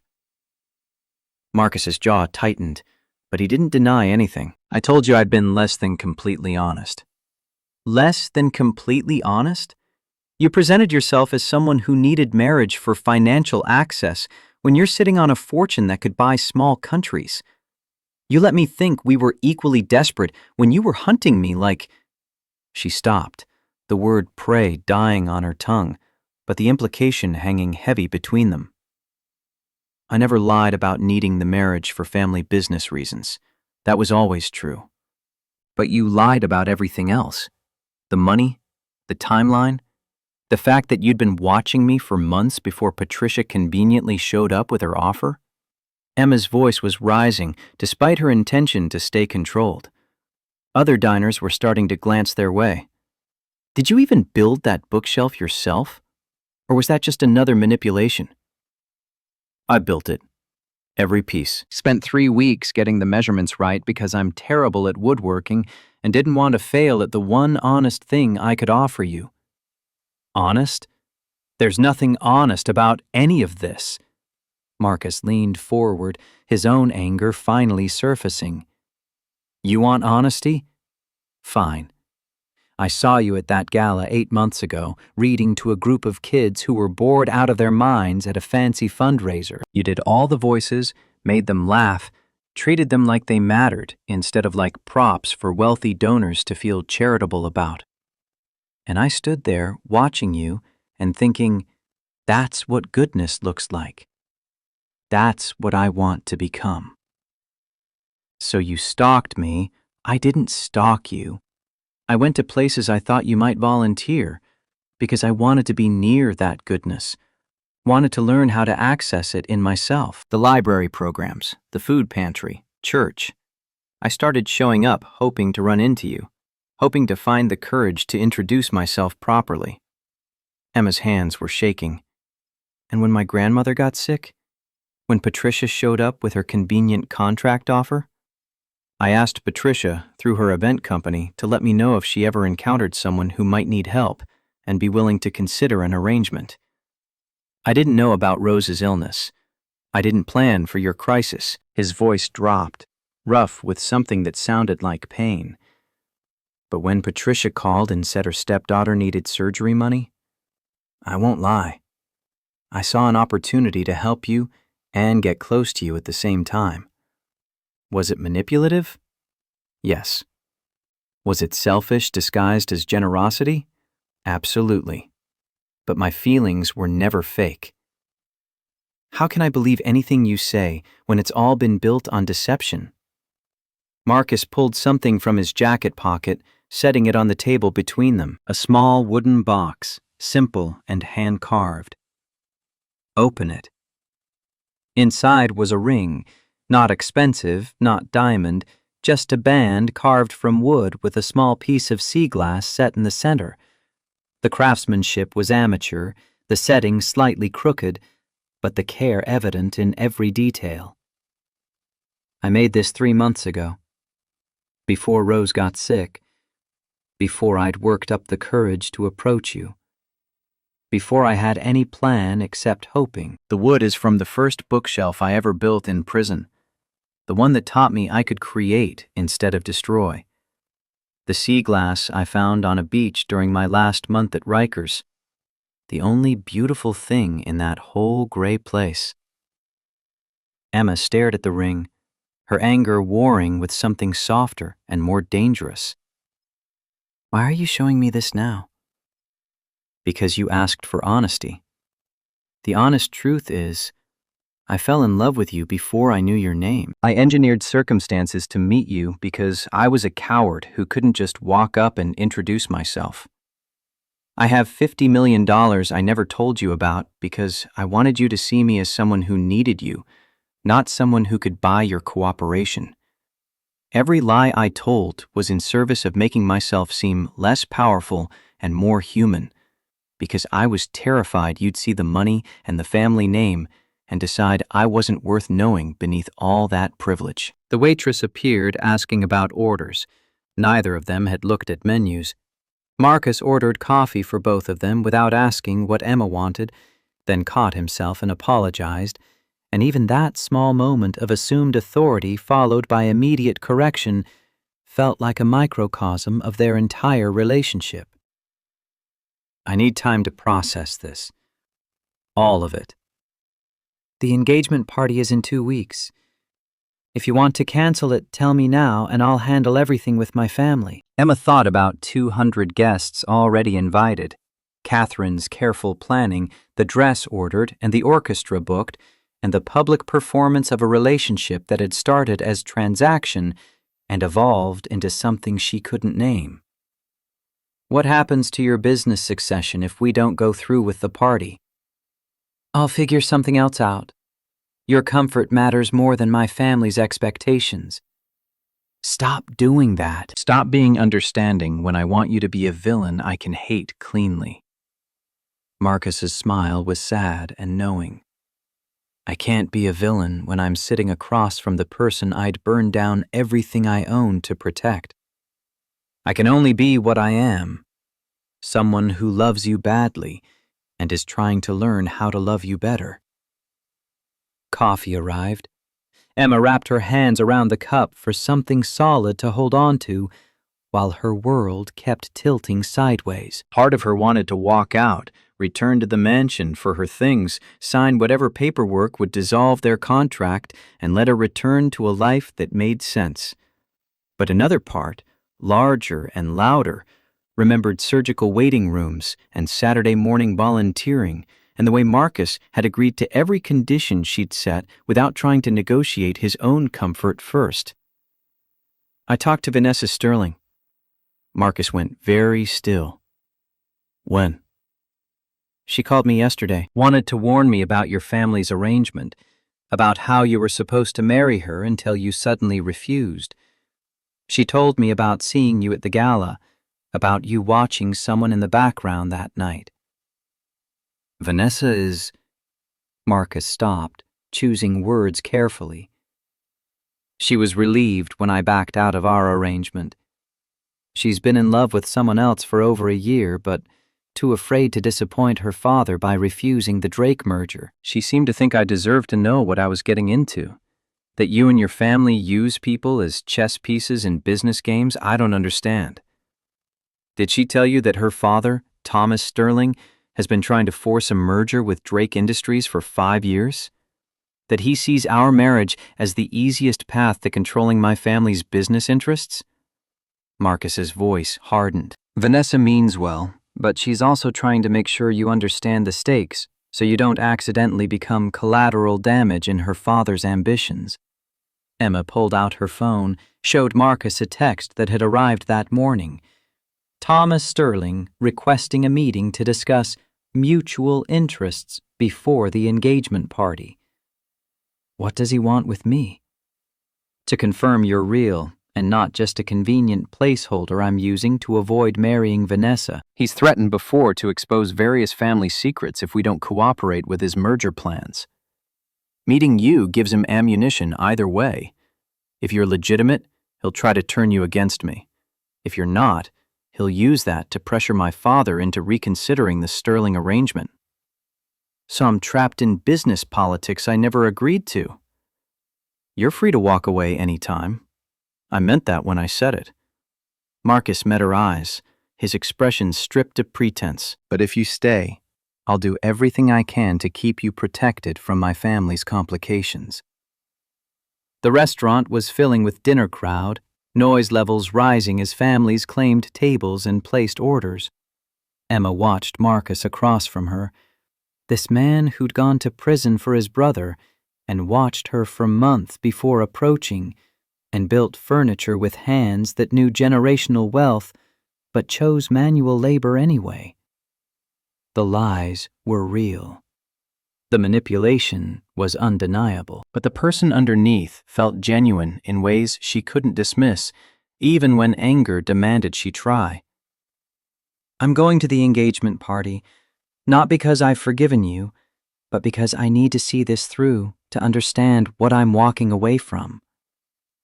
Relief flashed across Marcus's features before he controlled it. Thank you. But after the party, we're renegotiating terms. Real honesty, real transparency, or I'm done. Agreed. Whatever you need. They ate dinner in silence that felt different than the comfortable quiet they'd developed before Emma knew about the $50 million and the charity gala and all the ways Marcus had constructed their meeting. This silence was weighted with secrets exposed and trust damaged, with the awareness that relationships built on deception had to be dismantled and rebuilt with better materials or abandoned entirely to crumble on their own. The 2 weeks before the engagement party passed in careful distance. Marcus gave Emma space, retreating to his workshop most evenings instead of joining family dinners. Catherine noticed, but didn't push, simply including Emma in dress fittings and party preparations with the efficiency of someone managing logistics rather than emotions. William remained formally polite. David avoided Emma entirely, and the household staff treated her with the same kindness they always had, unaware that the foundation had developed cracks. Emma threw herself into work at the library, staying late to organize donation drives and plan literacy programs, anything to avoid returning to the mansion before exhaustion made sleep inevitable. Rose noticed the strain during their visits, her perceptiveness cutting through Emma's attempts at cheerful updates. What did he do? Emma told her everything. The money, the planning, the way Marcus had seen her months before engineering their introduction. Rose listened without interrupting, her hands folded over the blanket covering her lap, her expression thoughtful rather than shocked. Do you think he loves you? I think he loves the idea of me, the goodness he saw in a stranger at a charity event. But how can he love the real me when our entire relationship was built on circumstances he manipulated? Rose was quiet for a long moment. Your grandfather told me he was a stock boy at the grocery store when we met. Turned out he was the owner's son, working floor shifts to learn the business. Lied because he wanted me to like him for himself, not his family's money. That's different. Is it? He saw me working checkout, decided I was worth pursuing, and created a situation where we'd interact without the complication of wealth imbalance. I was furious when I found out, felt manipulated and stupid. But then I had to ask myself, did the lie change who he was as a person?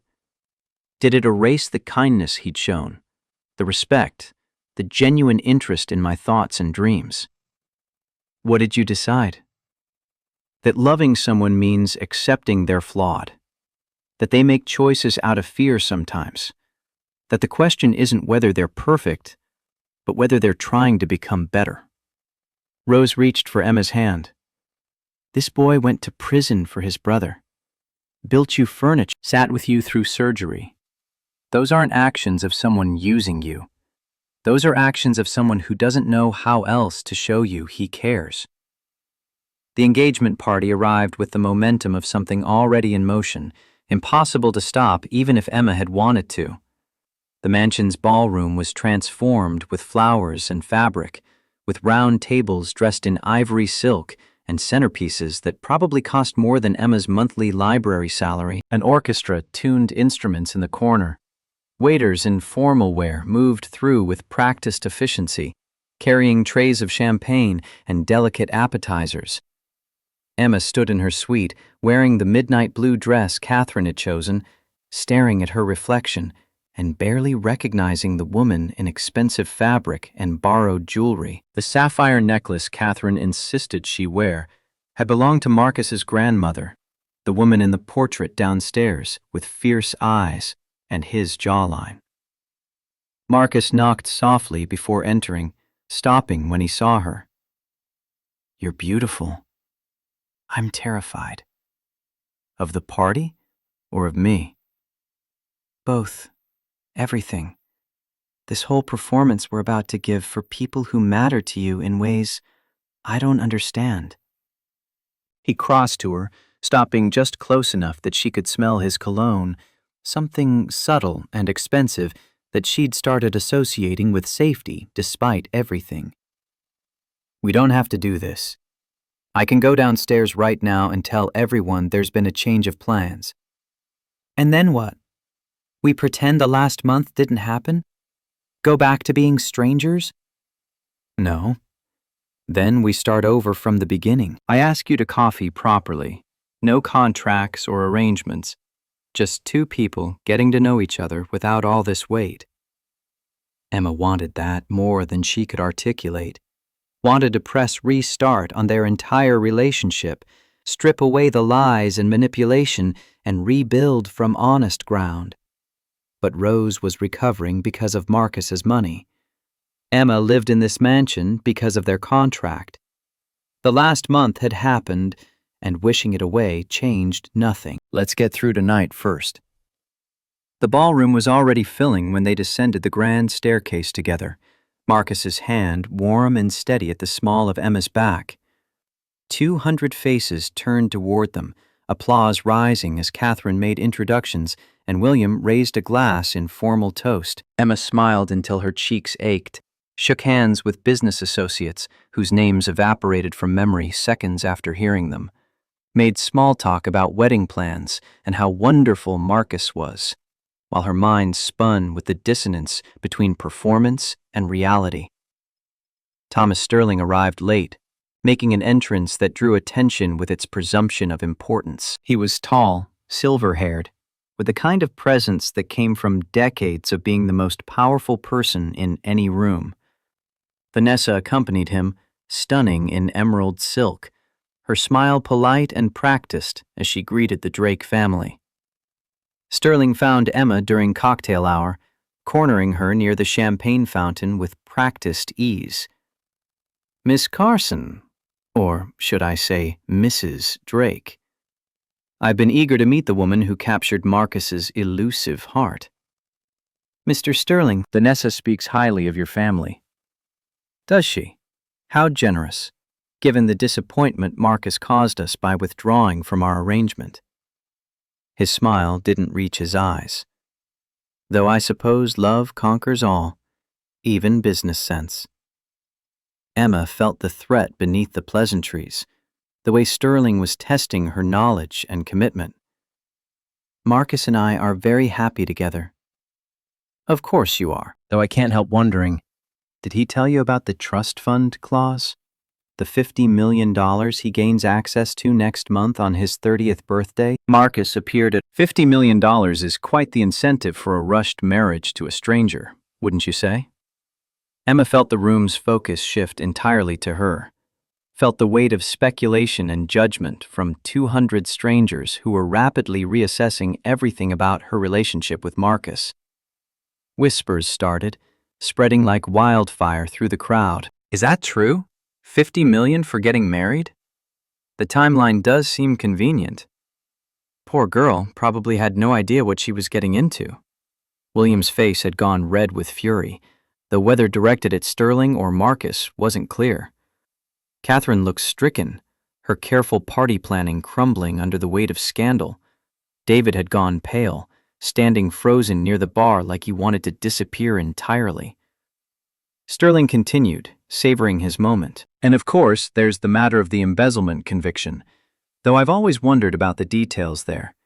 Marcus was never particularly interested in gambling before prison, but his brother David," he gestured toward where David stood, "had quite the reputation for poor financial decisions around the time that money went missing from Morrison and Associates." The implications hung in the air, poisonous and inescapable. Emma watched David's face confirm everything. watched William's expression shift from anger to dawning horror as he looked between his sons and started connecting pieces he'd refused to see for 3 years. Marcus's hand tightened on Emma's arm. "Emma, let's go." But she was already moving, pushing through the crowd toward the French doors that led to the gardens, needing air and space and distance from the spectacle Sterling had created. The ballroom sounds faded as she stepped outside into night air that felt too cold after the overheated crush of bodies and revelations.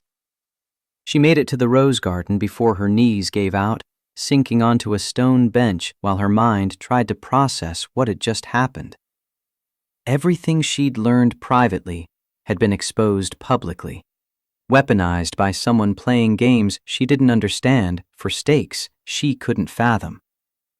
Footsteps crunched on gravel. Marcus appeared, breathless from chasing her, his formal wear disheveled and his expression wrecked. "Emma, please. Did everyone in that room know except me? Did they all think I was some convenient gold digger who'd married you for money?"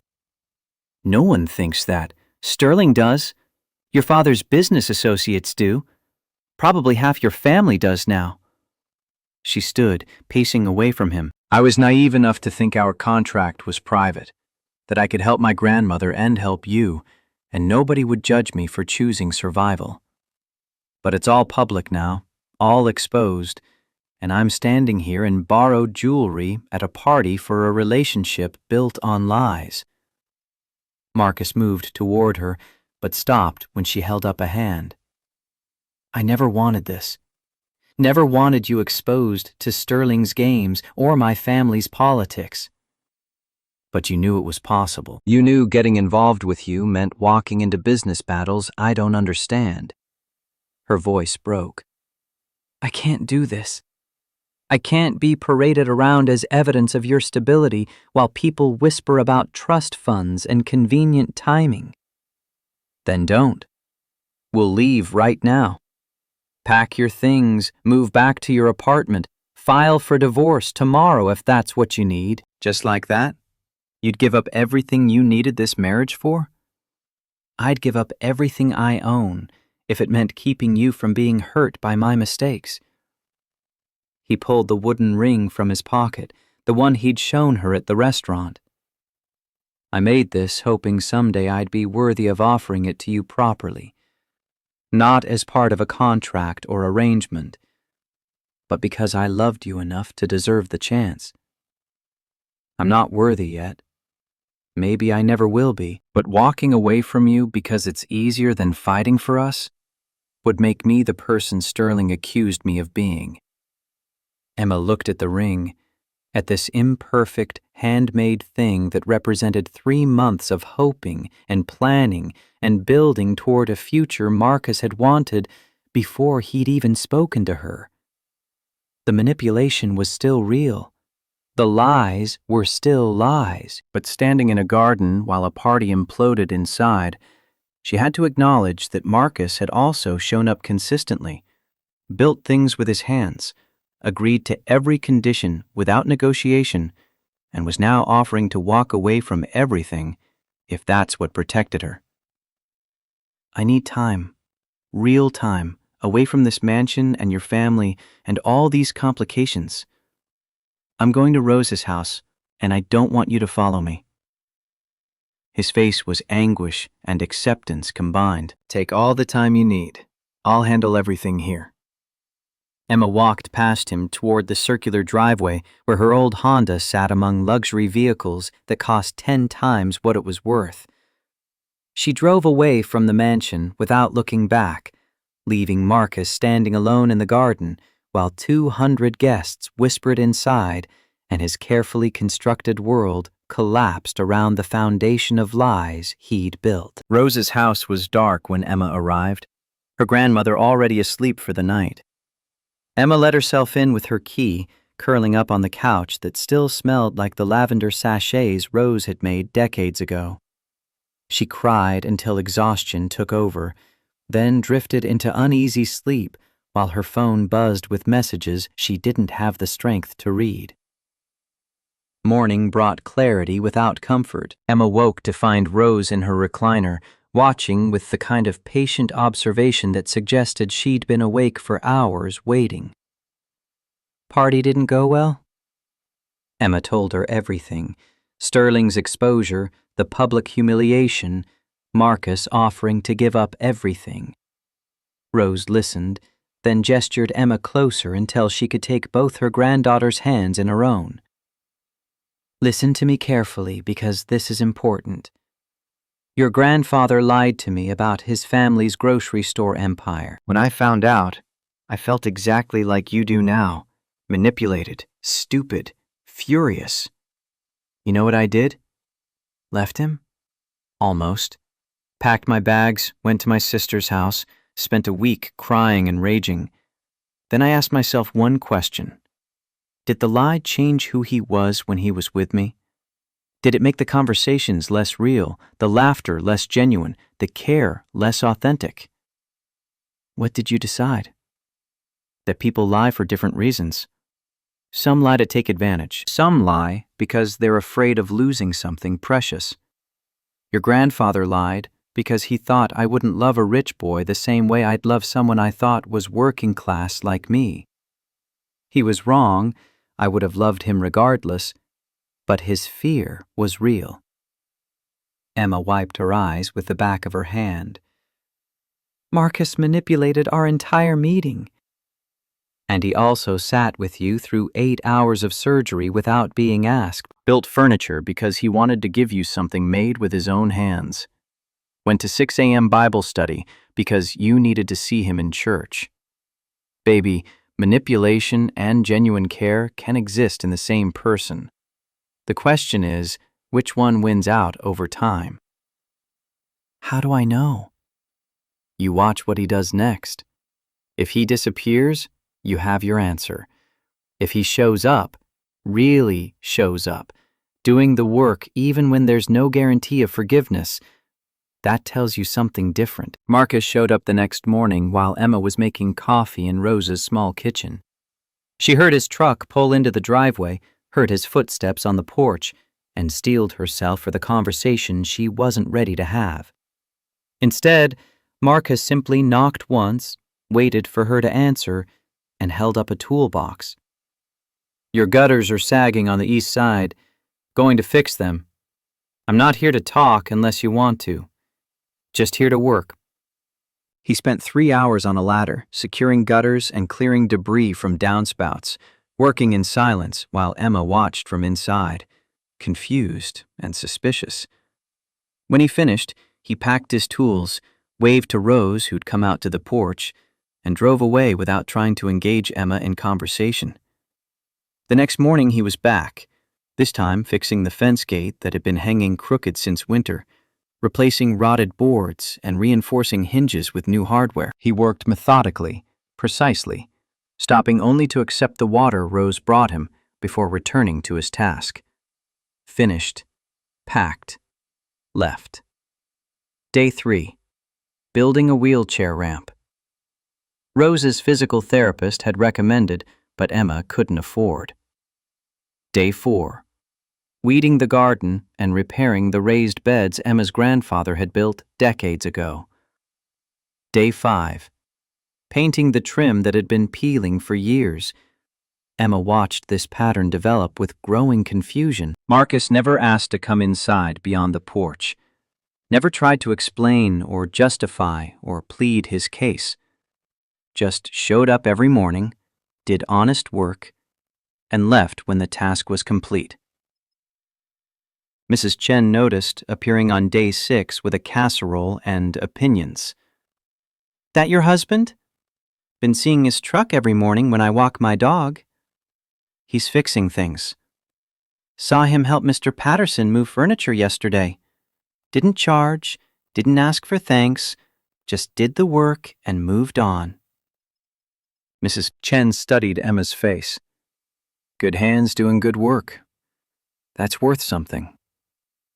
By the second week, the neighborhood had started to notice.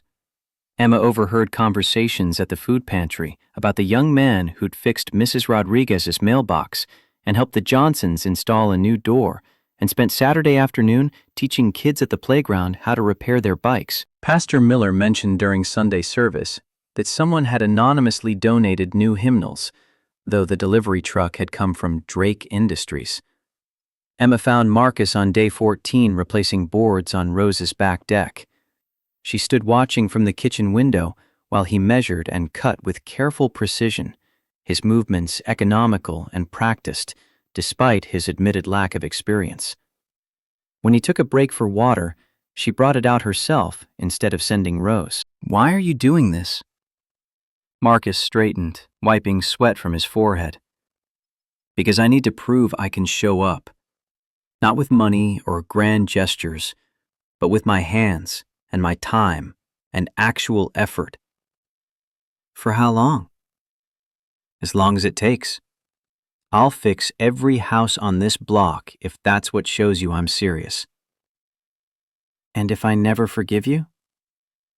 His smile was sad, but genuine. "Then at least your neighborhood will have nice porches and working gutters, and I'll know I tried to become the person you deserved from the beginning." The prison journals arrived by courier on day 17. David sent them with a note explaining Marcus had wanted Emma to have them months ago, but hadn't found the courage. Emma opened the first volume that night after Rose went to sleep, reading entries that started angry and bitter, chronicling early days of incarceration and the weight of protecting a secret that cost his freedom. But the later entries transformed into something else entirely. Marcus writing about woodworking classes that gave him purpose, about reading everything the prison library offered, about the slow understanding that he could choose who to become, even inside walls that confined his body. And then, in the final months, mentions of a charity event he'd volunteered for during a brief work release program.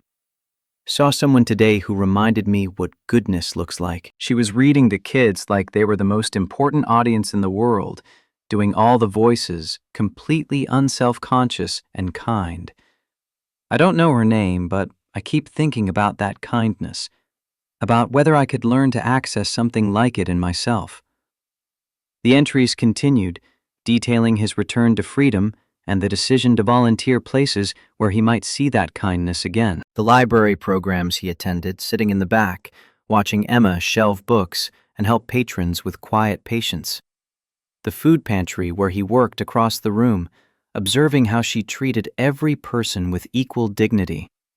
Church services where he sat 3 pews back, listening to her sing slightly off-key with complete joy. I'm obsessed, I know that. It's been 3 months of showing up places, hoping to see her, hoping to work up the courage to introduce myself. But how do I approach someone that good? What do I even say? "Hi, I'm an ex-con who's been watching you volunteer for months because you make me believe redemption is possible." Then Rose's illness, the hospital, the overheard conversation about surgery costs. Marcus's entry from that night was stark and honest. "She's terrified and trying so hard to be brave. Her grandmother is dying and she's selling jewelry to pawn shops and calling everyone she knows, begging for money. And I have $50 million I can't touch without marriage. Millions more I could access today, and I can't just hand it to a stranger. But I also can't watch her suffer knowing I could help." Patricia from church runs an event company. Maybe she knows a way to approach this that doesn't make me look like a stalker or a predator. I just want to help. Please, God, let there be a way to help that doesn't hurt her more. Emma read through the night, watching Marcus's thought process evolve from hope to plan to action.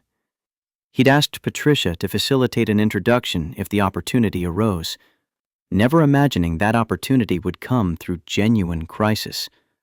Had agonized for days about whether offering help through a contract was exploitation or solution. Had built the first bookshelf as practice before ever meeting Emma, wanting to have something real and handmade to offer if she agreed to his arrangement.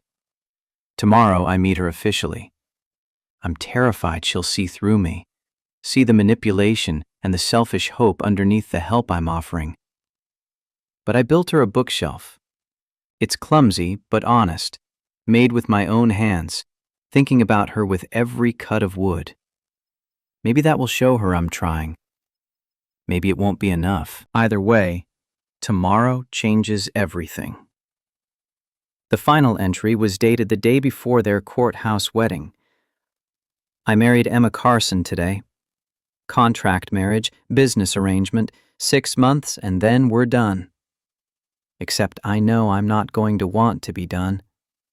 I know 6 months from now, I'm going to be even more in love with her, and she's probably going to hate me for lying about the money and the planning and all the ways I engineered our meeting. I should tell her the truth now, before we sign anything. But I'm a coward who's afraid she'll walk away if she knows how much I've been watching, hoping, building my entire future around someone who doesn't know I exist. God forgive me. I'm going to do this anyway. And I'm going to spend 6 months trying to become worthy of her, even though I'll probably fail. Emma closed the final journal as dawn light filtered through Rose's curtains. She'd spent the night reading the evolution of Marcus's feelings, watching him fall in love with an idea of her that gradually became more real as they spent time together. The manipulation was documented in his own hand, the planning, the engineering, the careful construction of circumstances. But so was the genuine care, the fear of inadequacy, the desperate hope that he could become someone worthy of the goodness he'd seen in a stranger. She found Marcus that morning, replacing rotted boards on the Johnsons' porch 3 houses down. He looked up when she approached, his expression guarded and hopeful in equal measure. I read the journals. His hands stilled on the hammer he'd been using. All of them? Every word. 3 years of prison entries, 8 months of you watching me and building furniture and trying to convince yourself you weren't being a creep. I was being a creep. I know that. I just didn't know how else to approach you without all my money and family name getting in the way. Emma sat down on the porch steps, and Marcus carefully set down his tools and joined her, maintaining respectful distance. You went to prison for David. You watched me for months before getting the courage to speak to me. You built me a bookshelf and made me a ring and spent the last 3 weeks fixing houses in my neighborhood because you didn't know what else to do with your guilt. Yes, that's either the most romantic thing I've ever heard or the most disturbing. I genuinely can't tell which. Marcus's laugh was rough and startled. Probably both. I don't have a good track record of doing things the right way. No, you don't. But you do have a track record of showing up, of doing the work even when it's hard and inconvenient and there's no guarantee anyone will appreciate it. She turned to look at him directly. The strongest foundations aren't built on perfection. They're built on 2 people refusing to give up, even when everything is broken. Even when the easy choice is walking away. His expression shifted, hope rising carefully like he was afraid to believe. What are you saying? I'm saying I don't forgive you yet. I'm saying the lies still hurt, and I'm still angry, and I don't know if I'll ever fully trust that you're not manipulating situations to your advantage. She reached for his hand, feeling the calluses from 3 weeks of manual labor. But I'm also saying I see you trying. I see you showing up every day, doing honest work, becoming the person you wrote about wanting to be. And I think maybe that's worth more than starting over with someone who never hurt me because they never knew me well enough to have that power. Marcus's fingers tightened around hers. I love you. Not the idea of you, not the fantasy, but the real you who gets angry and calls me on my bullshit and demands honesty even when it's uncomfortable. I love you enough to spend the rest of my life earning your trust, if that's what it takes. That's a long time to prove yourself. I have a long time to make up for. Emma thought about Rose's words, about watching what people do when they don't have to do anything, about the difference between manipulation for advantage and deception born from fear. Marcus had been afraid she wouldn't want him if she knew how wealthy he was, how obsessed he'd been, how carefully he'd constructed their meeting. So he'd lied. But he'd also shown up consistently, built things with his hands, sat through 8-hour surgeries, and agreed to every condition without negotiation. I have conditions, new ones. Whatever you need. We do this right. Real courtship, real dating. Like we're starting over, but with all the truth on the table. You tell me about the family business politics, about Sterling's vendetta, about what your inheritance actually means for our future. No more surprises. Agreed. And we get married again. For real this time. Not in a courthouse, but in a church, with vows we write ourselves and mean completely. Pastor Miller officiating, my community there, your family if they still accept me after Sterling's exposure. They never stopped accepting you. My father is furious with me, not you. David confessed everything, and William is processing the fact that both his sons lied to him for 3 years. But Catherine calls daily, asking when you're coming home. That's the other thing. We don't live in the mansion. We find our own place, something we choose together that isn't wrapped up in your family's wealth and expectations. Marcus was quiet, processing the scope of what she was asking. I'd be giving up a lot of convenience and comfort. I know, but I need to know you'd choose me over all of that. That our life together is built on choices we both make, not just circumstances you engineered. Then we'll find our own place. Something small and normal where I can build furniture and you can have actual shelves full of books. He stood, pulling her up with him. Anything else? One more thing. I want you to propose properly, not with a contract or an arrangement, but because you love me and want to spend your life with me. On your knees, with that wooden ring, asking instead of assuming. Marcus went down on one knee, right there on the Johnsons' porch, still holding her hand, his other hand pulling the wooden ring from his pocket where he'd apparently been carrying it for weeks.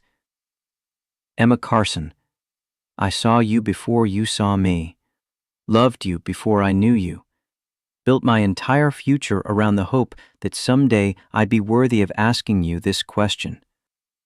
I'm not worthy yet. I've lied to you, manipulated circumstances, failed to be the honest man you deserve. But I'm trying to become him. Every day, with every board I replace and every gutter I fix, I'm trying to prove I can be the person who deserves your trust. His voice steadied, conviction replacing nervousness. I'll never be perfect. I'll probably make mistakes that hurt you because I'm still learning how to love someone without fear. But I promise to show up, to do the work, to choose you over convenience and comfort, and all the easy paths that don't require vulnerability. Will you marry me? Really marry me, with vows and witnesses, and a future we build together brick by brick. Emma looked down at him, kneeling on worn porch boards, his expensive clothes covered in sawdust from a morning of volunteer work, his eyes holding hope and fear in equal measure. She thought about Rose's words about foundations built on showing up, about Pastor Miller's sermon on second chances, about the difference between manipulation and misguided love. Yes, not because I forgive everything, but because I see who you're becoming. Because I believe love is choosing someone even when they're broken, especially when they're broken, and working together to build something better from the pieces. He slipped the wooden ring onto her finger, and it fit perfectly, despite the amateur craftsmanship and crooked setting. Then Marcus stood and pulled her into his arms, and Emma let herself be held by this complicated man who'd hurt her and helped her in equal measure, who'd lied from fear and told truth from love, who was learning to become better even when it cost him everything he'd thought he wanted. Their first real kiss happened not in a ballroom or a restaurant, but on a stranger's porch in Queens, witnessed by Mrs. Rodriguez watering her garden next door and the Johnson kids watching through their front window. It was sweet and tentative and entirely real, without contracts or arrangements. Just two people choosing each other despite every reason they probably shouldn't. The wedding happened 3 months later in Crossroads Community Church, 50 guests crowding the small sanctuary to witness vows that felt earned rather than contractual. Emma wore a simple white dress her library colleagues helped her choose, carried roses from Rose's garden, and walked down the aisle on her grandmother's arm, while Pastor Miller beamed from the altar. Marcus stood waiting in a suit that cost less than his usual wardrobe, but fit him better somehow, more genuine in its simplicity. David served as best man, carrying the weight of his brother's sacrifice with visible humility. Catherine dabbed tears throughout the ceremony, while William watched with an expression that suggested he was finally seeing his son clearly. Pastor Miller opened with words about redemption and second chances, about communities that chose grace over judgment, and relationships built on showing up daily to do the work. Then he invited Marcus and Emma to speak their vows. Marcus went first, his voice steady despite the emotion underneath. Emma, when I first saw you, I thought you were goodness personified, an ideal I could never reach. I was wrong. You're not an ideal. You're a person who gets angry and scared and makes mistakes just like anyone else. But you're also someone who chooses kindness even when it's hard, who shows up for people you love even when it costs you, who demands honesty even when the truth is painful. You've taught me that real love isn't about being perfect. It's about being present, about choosing each other when it's difficult, especially when it's difficult. I promise to show up for you every day, to build our life with my hands and my heart, to be honest even when I'm afraid, to love you not because you're good, but because you're you, complicated and strong and entirely real.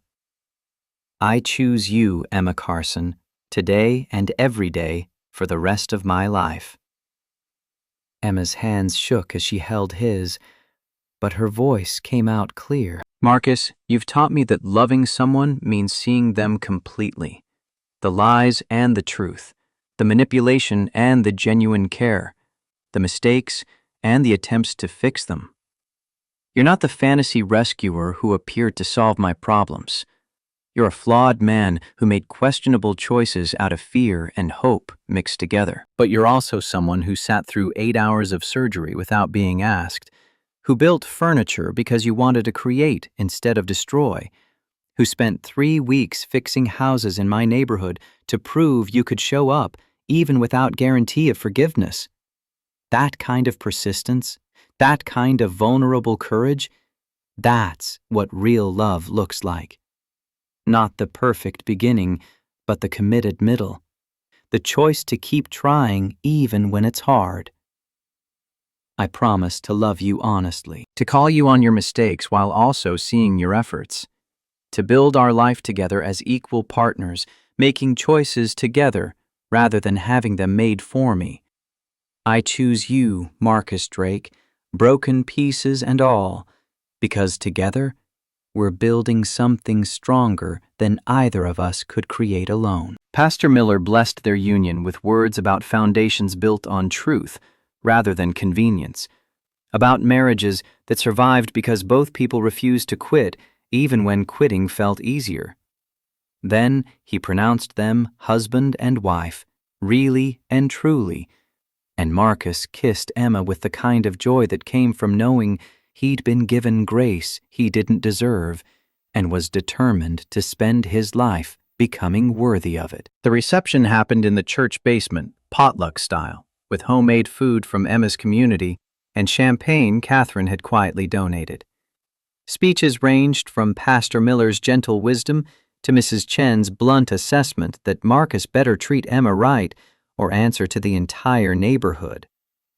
Rose stood with assistance from her walker and spoke about watching Emma grow from grief into strength, about the kind of love that chose to see people clearly and love them anyway. David's speech was quiet and honest. My brother taught me what sacrifice looks like when he went to prison for my mistakes. Emma taught him what grace looks like when she chose to see past his lies to the person trying to become better. Together, they remind us that we're all works in progress, and the question isn't whether we're perfect, but whether we're trying. Emma and Marcus moved into a small house near Rose's neighborhood 3 weeks after the wedding. A 2-bedroom with a yard Marcus immediately started planning a workshop for. They settled into routines of Sunday church and Thursday Bible study, Saturday volunteering, and weeknight dinners with Rose. Marcus started a furniture business, Drake Woodworks, building custom pieces for clients who appreciated handcrafted quality over mass production. Emma kept her library job and expanded into program director, using some of Marcus's trust fund money he'd insisted was theirs jointly to fund literacy programs she'd only dreamed about before. William eventually forgave his sons, though the process took months of family therapy and honest conversations about expectations and disappointments. Drake Industries restructured, with David taking leadership roles he'd always been suited for, while Marcus stepped back from family business politics to focus on building something entirely his own. 2 years later, Emma stood in their backyard, watching Marcus teach their 18-month-old daughter Lily how to sand a piece of wood, both of them covered in sawdust and completely absorbed in the task. Rose sat on the porch in her favorite chair, recovered and healthy, knitting something small for the baby Emma carried 8 months along. Never thought I'd see the day when a Drake learned honest work. Rose's voice carried affection despite the teasing. Marcus looked up, grinning at his grandmother-in-law with genuine warmth. Never thought I'd be grateful for prison teaching me woodworking, but here we are. Willie toddled over to Emma, small hands reaching up, and Emma lifted her daughter carefully around her pregnant belly. This life they'd built felt nothing like the mansion's formal elegance or the contract marriage that had started everything. It was smaller, messier, entirely real. That evening, after Lily was asleep and Rose had returned home, Emma found Marcus on their porch swing, watching fireflies rise from the grass. She settled beside him, his arm coming around her shoulders with familiar ease. Do you ever regret it? Giving up the inheritance and the family business and all that comfortable wealth? Marcus was quiet, considering. Sometimes I miss the convenience. But then I look at what we built. This house, Lily, the business I created from scratch, and I realize we're richer than I ever was before. Not in money, but in the things that actually matter. Emma thought about the hospital chapel 2 years ago, her desperate prayer for a miracle to save Rose.